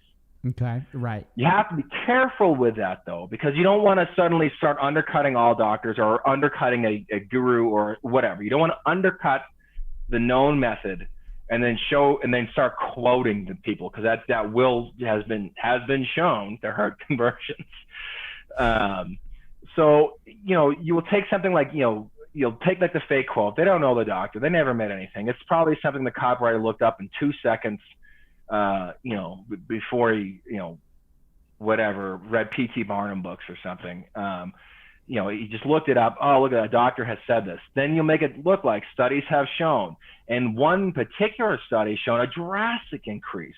Well, we found the formula to really concentrate this, you know, an oregano or ashwagandha thing into cranking out, you know, testosterone or whatever. So you will start looking for ways to make it sound like you're either going to distract that it has been shown to make it sound like a doctor says, you know, so you preface it with something. So all you say, it lowers cholesterol. Then you stack what's called stack claims. You stack claims behind it. So to make it not only sound like it, you know, so they may come in maybe for like diabetes. They may come on that. But then you're going to stack the claims of other issues of diabetes, like maybe lower sex drive. This increases sex drive. This increases that. This increases that. So you stack claims to kind of bolster the weak, like it's possible it could help this. Now, and that's how you kind of rhetorically get around. Do you ever see? That's really interesting. Do you ever see people doing something where they're almost doing like rhetorical hyperbole to get around it, where they're going so over the top with the claim that it can't be construed as factual, but they're putting it in the mind of the person that actually it really does this? Like, this will make your blood sugar, you know, it'll destroy those high blood sugar levels. Obviously, how's the FTC going to say that's a factual claim? You can't destroy blood sugar levels, but maybe it puts it in the mind of the person that, oh, this is going to really help me out. Do you ever see that kind of thing? Yeah. So what? Your spidey senses are bang on. So you will actually take words like destroy, slaughter, annihilate. Those are probably more towards like a male market. You know? Oh, that's fair enough. Yeah. Yeah. You know, in the female market, you might be like, you know what? The results leave you barren. I mean, even though they may be 70, but no woman 70 wants to be like barren.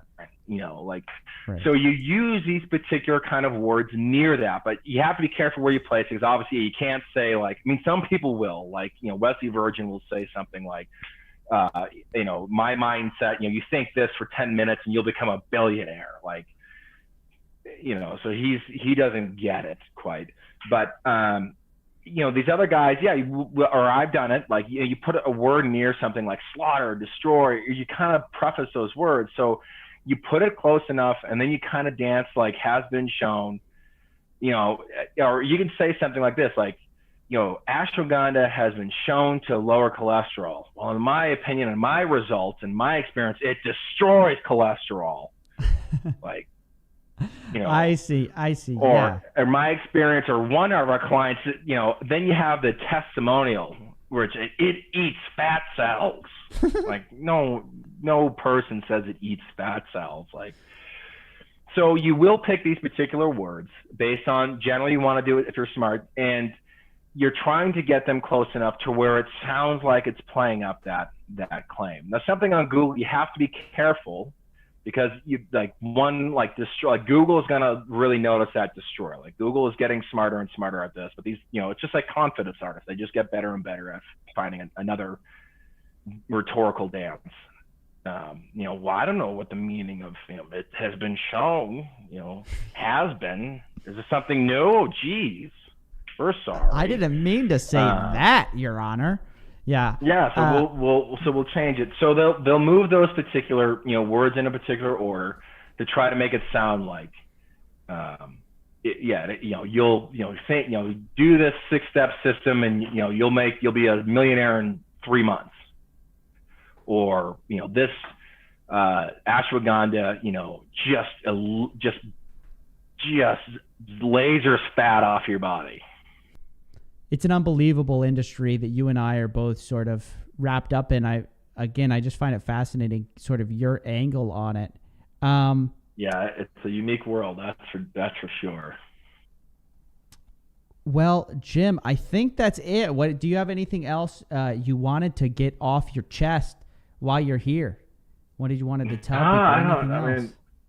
I don't know. It's always stuff, but I think I got a lot off my chest there. So this was a lot of fun. Yeah, man. Thanks for coming on the show. Thanks for speaking out about this. I've been begging people to come forward forever. And listen, let me do a little shout out. Look at me. Look at the camera right now. So let me say this. If you work for Agora and you just happen to want to spill the beans, you're getting hungry, you're getting antsy, you're saying, hey, this isn't right what we're doing to people, I am welcoming all tips to my inbox. You can find my email address pretty easily. Please come tell on your employer. Just tattletale. I'm asking for snitches. Please. You're going to get inundated with people like, there's someone from Agora PR is going to write you a script. Like, our experience is completely different, and the American dream is, still alive thanks to Bill Bonner. Yeah. Yeah, exactly. I'm watching you, Bill. Hey, come to me. Even Bill, if you're tired of your own crap, you can come and tell on yourself. You can tattletale, dude. I'll happily take your testimonial. Yeah, I just have to say that because that is one of the most secretive companies. And all of you working there, something's wrong. You know it. I know all of you know it. It's like you said, it's a little bit like Stockholm Syndrome. They're all just kind of looking around like going, hey, is this okay? This is probably okay, right? And everyone's like nodding to each other. Yeah, I think this is okay, right? And you guys know it's not okay. Come to me. I'll make sure that you're off the record. We can keep you anonymous. And yeah, so that's it. That's my pitch. So Jim, thanks for coming. Guys, jimclair.com. You can go find his blog. You blog about a lot of things, including the gurus, but also about I think you blog about reading, right? You have like a thing about books, and you're a big fan of books, which I definitely like. And yeah, man, I really like what you're doing. No, thank you. Yeah, it's been a lot of fun to be on here and reveal a little bit behind the curtain. So on my ridiculous show, great. Well, dude, thanks for watching, everybody. Thanks for coming by, and we'll see you next time. What up, guys? Welcome to Reddit Saturdays. Got a special intro for you, courtesy of our big guy today, Brian Rose. A lot of Brian Rose content just to prepare you. So, as tribute, I wrote a short little song for the channel. Let's play the beat. Let's do this. Drop the beat, Brian. Oh yeah, baby. Oh yeah. Brian, drop the beat. Brian! Oh, there you go. Okay. I like it, Brian. Welcome to Reddit Saturdays. We're gonna have a good time. Looking at some schemes while they try to sell us dreams. Nah, man, I'm fine. Leave your scam out the door. We'll keep laughing till we're bored. Then we'll do it all again next Saturday. Okay, let's go to the board. Okay, that was nice for 10 seconds. What's up, guys? Welcome to the $10 million studio. I won't bore you. I do like to play the keys sometimes, but it's time for a Reddit review. I felt like we had to reintroduce it because every time I tell y'all I'm going to do a bunch of Reddit videos and I don't do them. So I have to reintroduce the concept where you guys submit stuff to my Reddit, r/Coffeezilla_GG, and I get free content out of it and I get a laugh at it and you guys get your work featured. So I think it's a win-win. What have you guys been up to? That's what I want to know.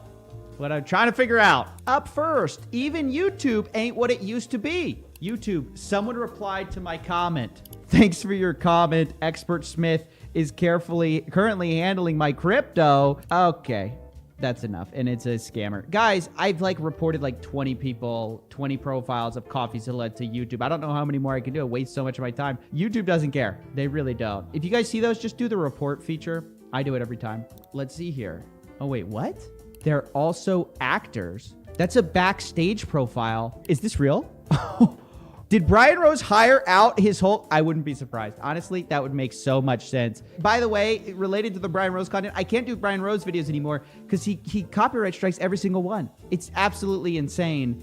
I even posted about somebody else's coverage of Brian. I reacted to it and he copyrighted that. So literally, you can't talk about this guy. He'll copyright claim every single one of your videos. So sorry about no Brian Rose content recently. He's a total, anti-free speech when it comes to that. The photo of the London Real Party tells you everything you need to know about Brian's narcissistic personality. That's how every photo of Brian it probably is. He's probably like, get back! I need to be the center focus. Oh my gosh. How much do you think it pisses him off when one of his cameramen gets him out of focus for 3 seconds? He probably loses his mind, dude. Brian drinks his own urine twice. Oh yeah, I've seen this before. This is just mind-blowing. Let's have a little bit more. What is he doing? Ooh, so it's a little salty. This is embarrassing. I would never be seen in daylight again if I drank my own piss. By the way, I don't know if you guys know this. I did place a whole bet on this, on the Brian Rose London election. I have big stakes riding on it now. I've decided that if Brian Rose wins, I will drink my own urine on camera. That's right. And as I just told you, if that happens to me, I'll never be seen again. I would never be caught dead in public after having a video of me online drinking my own urine. Unless you have to. If you're a Bear Grylls in the wild, it's kind of badass. But if you're in your office peeing into a cup and drinking it purposely, There we go. I'm gonna not have too much, but I'm gonna have enough so I can. Oh, yours foaming and all that. Ugh, that's disgusting. I have committed, me and Amish, my co-host on The Drip, which you can go subscribe to that channel. We've committed to drinking our own urine if Brian Rose wins. Obviously I don't want him to win, so I'm endorsing Count Binface to run against him. Hopefully he can beat Sadiq Khan as well. Okay, let's see. Next meme. Fake guru every morning. Let me finish my milk real quickly. I have to pass on my knowledge to the world. I swear, dude, it's always like children.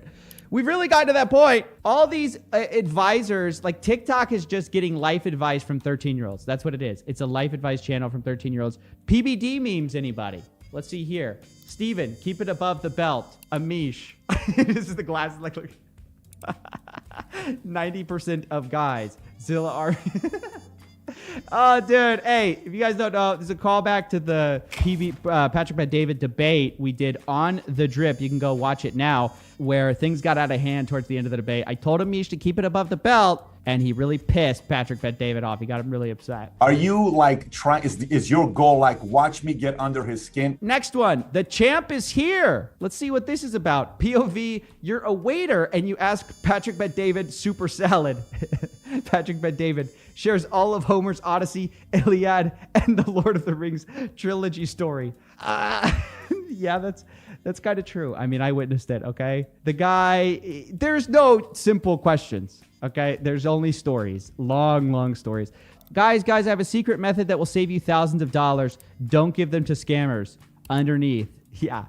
Hey, man, it's a test in my comment section. I think I've said that before. If you get scammed by one of these things, you haven't learned your lesson, okay? It's maybe I shouldn't be reporting these. Maybe I should let them proliferate. Evidence 248 that Grant Cardone has always been crazy. Licking a 750,000 to 60-pound bar of gold? What? Once you make a certain amount of money, it's not about millions. Millionaires are fine. Multimillionaires are fine.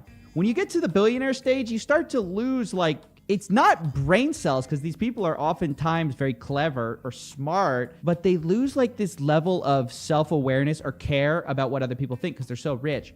But I don't think that you should lose all your self-awareness, right? Like, if you lose a little bit of it, that's fine. It makes you bolder. When you lose everything, you become like this. I mean, this is your fate. Like, care a little bit, not too much, but a little bit what people think about it. Count Finface has released his manifesto on Instagram. Please like and share.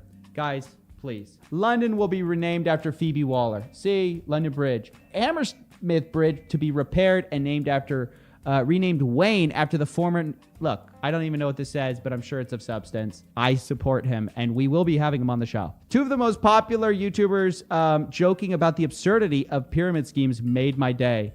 Knock, knock, it's me, the genie. Oh, hello, come in. What up? Fake guru community is getting a lot of recognition. It's like anti-scammers. Everybody's anti-scammer. That's what I realized. Everybody but the scammer. This is like, it's so funny because some issues, you know, it's like polarizing, whatever. With the scammer space, it's like people who are scamming people for money, and then like everybody else hates it. I'd like to buy 3 wishes. Oh, it's a sale? It's like a fucking pyramid scheme for wishes. Your Ponzi scheme. Buy now. Everyone's getting in on it. I'm German too. All right. If you buy 3 wishes, you can give 3 wishes to your friends, and they can give 3 wishes to their friends. Yes, the package only costs 9,000. Oh, no, it's amateur. It would cost $8,997. It always ends at a 7, baby. That's good stuff, man. Jacksepticeye and PewDiePie giving some love. Getting knowledge from Sifu is not as easy as you think. It can cost everything. I am your new Sifu. I will help you to get successful and rich. But before that, pay me $7.99. I know, guys. How much are you willing to pay to know how to get rich? Are you willing to give me your whole bank account? Pay me $7.99 and I will sell you summary of 25 TED Talks. Fake guru knowledge. Dude, that's true. It's like, hey, you want to get regurgitated self-help advice that everyone's been saying forever? Pay me $800, $897. All right, and then this one, message to all the haters from Uncle G. Let's see what Hey Reddit, Grant Cardone here. I know some of you have been wondering, who is this dude, Grant Cardone, that seems to be everywhere from Snapchat to YouTube to... I hate how these marketers talk. Nobody's been thinking that. Nobody's been thinking, man, this guy, I see him everywhere. Only Grant Cardone thinks he's everywhere. That's the funny thing about these guys. They sell ads for themselves constantly because they're not everywhere and they can't get there organically. They're constantly shilling ads, stuff like that. But Grant Cardone especially has such a like psychotic complex about this. Did you guys see the Jordan Belfort Grant Cardone interview? I'll pull that up real quick. Literally, this is one of my favorite moments from that epic, I don't know if you want to call it debate or just Grant Cardone arguing himself into the dirt about like no interest is interest or whatever. But there's a moment where, you know, Jordan Belfort's asking about the 10X conference. And Grant Cardone honestly believes in his heart of hearts that everyone knows about 10X. Everybody knows about him because he's such a big shot. And this is like the psychology of someone who would make that video of like, hey, Reddit, I bet you're wondering who I am. Who's this guy you've been seeing everywhere? Look at this. Look at this psycho. Saying something, right? How about the 10X conferences? Tell me about them. What do you know about them? What have you heard? I don't know anything about it. Please. I don't know anything about them, buddy. How do you know? How do you know to ask about the 10X? I see it.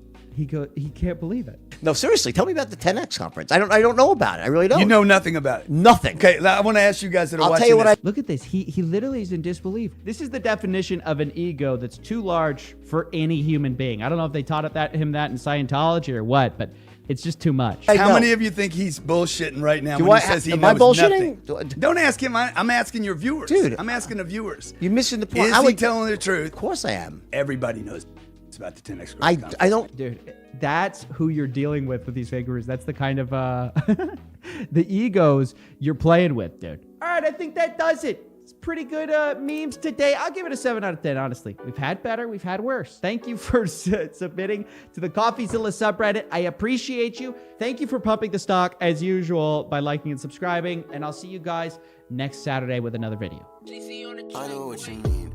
This ain't what it seemed. Nothing but a trick, trying to sell me on a dream, but that was where you lost me. Wake up and smell the coffee.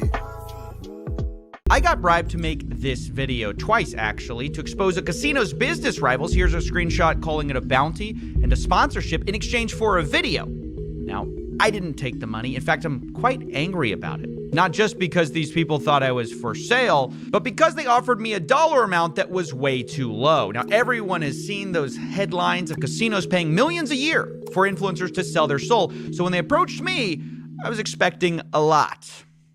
Instead, they offered $20,000 to the guy in the $10 million studio. Ladies and gentlemen, that doesn't even cover the electricity bill. Now, to be clear, we would never take a bribe of any size. This show is funded by $5 a month on Patreon. That's where the real money is.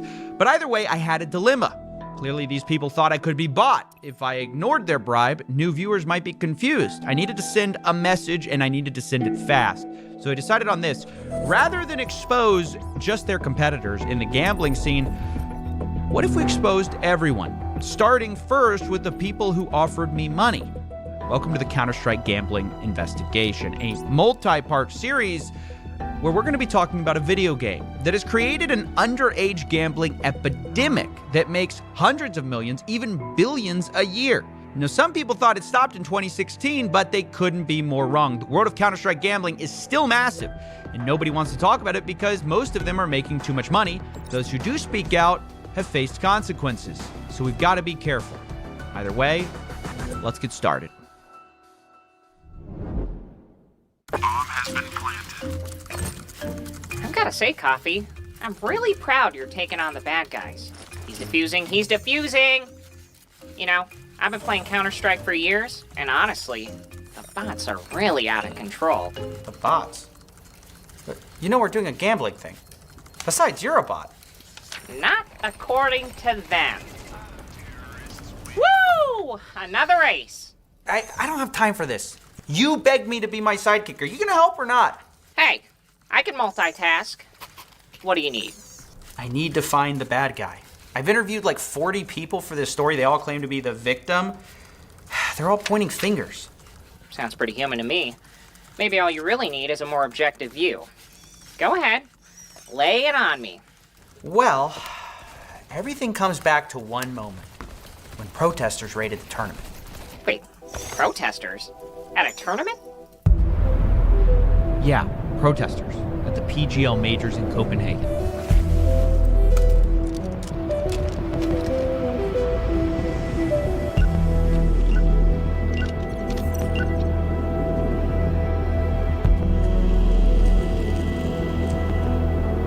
It was one of the biggest esports tournaments ever for Counter-Strike.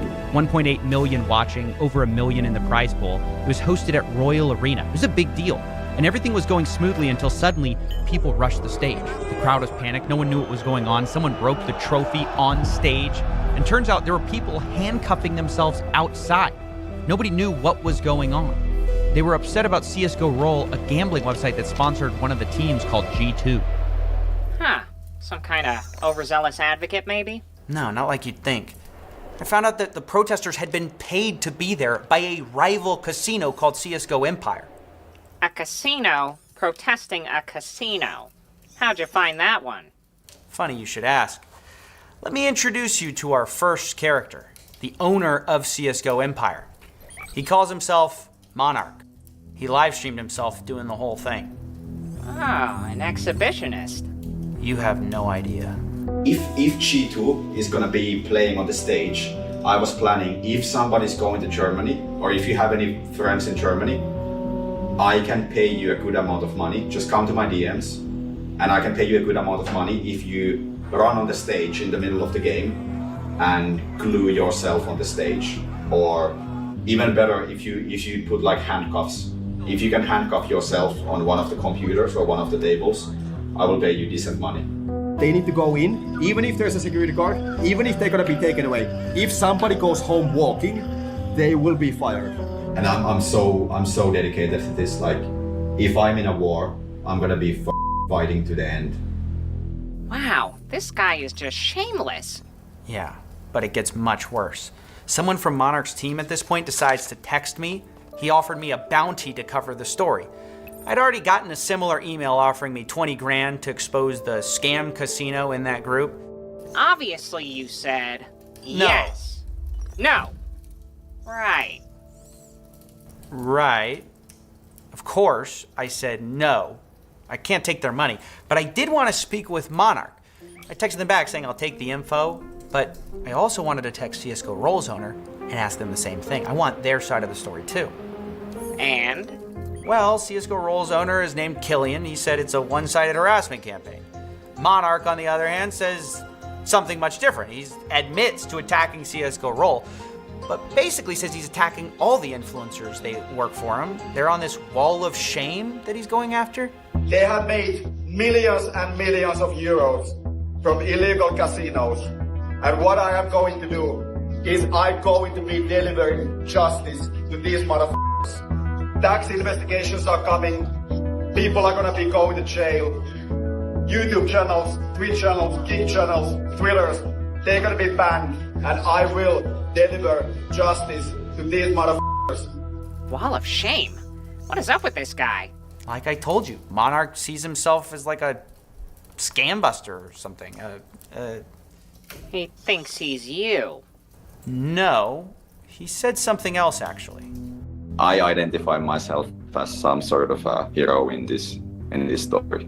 It's very important to note actually that Killian is not the only target. Like we are having war with other sites as well, and I have a track record. Like before this CS:GO drama, I've been doing this thing for many years actually. That's really his main defense. He does this to everyone. Maybe it's true. Maybe he's just got a screw loose. No, the attacks here are more personal. And I found out Killian and Monarch aren't just competitors, they used to be business partners. I made a company 10 years ago with Killian, who stole my company. The second company I made, he bribed people to have my company shut down. The third company, which is my current big company, which I made all my money, bought my castles and he's been trying to do. Killian has been trying to do everything to take me down, get me arrested, get me killed. Killian is a f***ing psychopath, and these motherfuckers are Killian's minions. And I'm going to be taking down every single one of these motherfuckers. So Killian betrayed Monarch. Depends on who you believe. The point is, this isn't so much about justice, it's kind of about revenge. The beautiful thing about revenge is that there is no deadlines. You know, you can do it whenever. You know, life is long and you can do it whenever. By the way, I don't mind the guns and stuff. It's like just fun and games. What is coming for you is something different. There will be people going to prison. There will be severe consequences. There will be interesting stuff coming. Coffee, I'm starting to worry this is a BetterHelp segue into couples counseling. No, I wouldn't scam you. Look, I'm just trying to show who this guy is and what he wants. Look, I'm not trying to ruin your Mindhunter episode, but sometimes it really is as simple as an unhinged internet tough guy. Yeah, that's kind of what I thought too, but it's how people talked about this guy. When I interviewed them, they would just freeze when I mentioned his name. Honestly, it was bizarre. The thing that honestly upset me outside. Dude, come on. Tell me what's going on. I can't. Everybody talks behind the scenes. Everyone talks behind the scenes. Everyone talks. Nobody talks in front of the camera. Why? He intimidates you guys? No. Not you guys. He's intimidating someone else and everyone doesn't want that to happen to them. Is that it? I think it's just... No, I'm not going to say anything. That is crazy. It's like a real-life Voldemort. I know. Most people were scared to even talk, except for one of the names on Monarch's Wall of Shame. Yeah, I'm Grim. I've been doing Cisco gambling for about a decade, and I have been doing it as a content creator for probably like almost 8 years now. Can you take us from the beginning of your relationship with Monarch and just tell the story as you see it? Right, so it's been like almost a year now, so it's a little bit hard to like get the timeline like completely right on top of my head, but it started around May last year is when the I guess called beef initially started. It was mostly just on Twitter. He essentially started like threatening me and told me that I needed to drop CS:GO or else, right? I then responded by posting a tweet myself with the screenshot of what he said, calling him out for it and telling him to come at me with everything he's got. Which, you know, in retrospect, massive mistake. I've known him for a while, a few years before this. He's never done anything like this that I have seen before. He might have done it like privately without, like you said, you talk to other people that had similar stories, right? But I just haven't spoken about it. And I think maybe that's what has happened before. But that's initially how it went down, yeah. Is he DM'd me, I made my tweet, and he went after me ever since. So you say, come after me with everything you got. Yeah, I think I use the word full thrust because he keeps telling me every time he does something, was this full thrust enough? Like it's like stuck in his head that I use the term full thrust. Go all in, full thrust. If everybody goes full thrust, that's again when we go full thrust again. I started getting screenshots from people that are inside one of his Discord. He's got multiple ones that he uses for his quote-unquote cult, the Jofa cult he calls it, where they were talking about spraying some flyers around my city, this and that. A lot of crazy ones that he luckily didn't do. But then nothing really happened for a few months because this was back in May. And in around September, I all of a sudden wake up to a bunch of missed calls from family, friends, everything, right? I get told that they had posted flyers everywhere in my city. And I mean everywhere. High schools, malls, people's cars, in their mailboxes. Monarch himself said they did around 30,000 flyers, and there's about 30,000 people in my city. So they basically spread it everywhere. That had like a picture of Cisco Roll, me, my house, my cars, saying that like I'm scamming people in my city. That's essentially how it started with the flyers. What the Coffee? This is like a personalized harassment campaign. I know.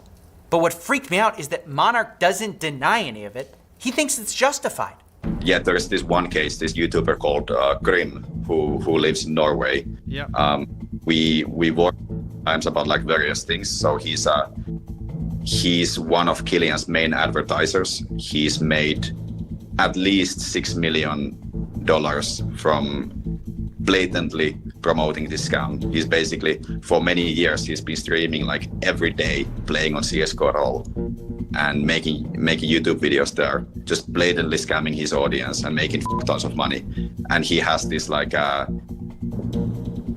has this mansion in Norway where he has like his Lamborghinis parked outside. We gave these flyers to like the full town. The full town got these flyers that has Grim's face on it, and it explains like how he's made his money by scamming people. He just admits to it. Oh, he takes credit for a lot more than that. So what happened just a month ago now, when they sent 18 people to show up at my city, outside my door having a quote-unquote protest. Wait, 18 people to your house? Yeah, there was 18 people. And this is, to be clear, a competitor casino to the one you're working for. Yeah. Is harassing is the only word that comes to mind here. Well, I don't even know if it's, I mean, what was it? What do you think it was? Was it intimidation? What was it?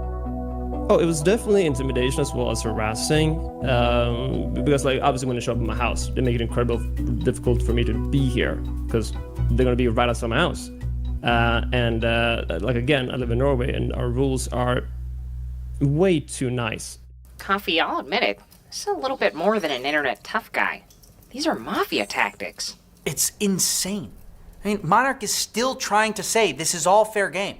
Yeah, so we did this funny protest one day. We sent the cute little cult. There was maybe like 15 people outside of his house with the infamous Sticky Hand, who claims to have lost his house to CSGO Roll scam. It's Sticky Hand! I'm a Calden because CSGO Roll's got my house! Grim, I'm coming for you! Killian, I'm coming for you! Give him a house back! Give him a house back! Give him a house back! They were there, they parked with their like tents like outside of the house, and they had like microphones and they had the pitchforks and stuff. And they were just like marching in the neighborhood. And Sticky Hand did also. He went to knock on his door just to speak with him. I have to say, this is an insane level of harassment. I mean, I get that you believe he scammed people, and let's say he did scam people. That should be left to law enforcement, not to like, you know, y'all are basically like video vigilantes, you know, going to his house. I saw Warren also posted something about like he'd pay money for someone to break into his house in Minecraft. That was a joke, or obvious joke. Yeah, that would be crossing a line. Yeah, I can agree. Somebody could say that this is like it might be pretty insane, but But that's how At the much same time, I think you believe Killian has scammed people. I think it goes to what you detest this company so much you think basically it's worth the price to for this war. So we have the numbers, we have the facts, we pretty much know exactly how much he has made from CS:GO. We've had extensive conversations with Grim himself. We know that he understands exactly what he's doing. He's consciously scamming people, and we have consulted lawyers about this, and we are actually planning to take legal action. But the unfortunate thing is that there are ways how they can evade this kind of legal justice, and probably there's not going to be real legal consequences for him. And if there are, it's going to be kind of years down the line after CS:GO has exit scammed. That's sort of my problem. This is clearly harassment, but Monarch's not wrong that the people in this industry usually get away with it. But he's in the same industry. Well, exactly. And that's what kills his argument. Either way, this whole thing is so heated that both sides now think they're in danger. Let's talk about security. Yeah. Obviously, it's probably is shaking you up, made you rethink how much you need to protect yourself. Have you taken any steps to try to, obviously you said you did go to the police, they did nothing. What else did you do?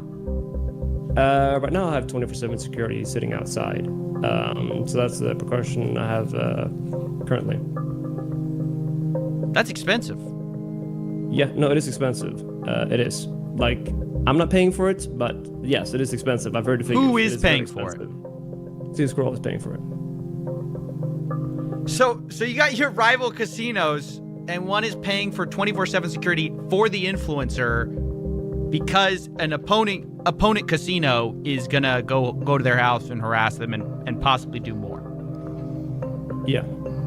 So also I'm genuinely scared for my life. I'm genuinely scared for my family, because of this whole thing. I am with huge security guards, and I need to be super careful. I don't really I need to be careful where I move, and I need to be super careful about my location being doxed, because I think he has all the reasons to kill me. So. Do you think he would cross that line? As you said, you would never do that. Do you think he would? No, knowing him as a person, he's pure evil. Has no morals. It would be literally plus EV to get me killed. So now I'm doing my best to, first of all, not have my location leaked, but also I have significant security because of that. That has to be a serious expense. I mean, it's 24/7 security is expensive, right? I mean, it's not cheap. Plus, also have to take a bunch of precautions for my family as well. I think I may be dying of what humans call irony. They're both scared? Yeah, everyone's terrified of revenge. And it explains why people not involved wouldn't want to be involved. Even just recently, I heard another YouTuber has been getting the Monarch treatment. Flyers, house visits, confrontations. Who would want that? You, apparently. What's to stop Monarch from coming after you? Nothing. I mean, I would say the harassment is usually limited to influencers in the gambling sector, but recently an esports journalist got threatened as well. These people are dangerous, and these people are clearly willing to do anything for money. Let's get them out of esports once and for all.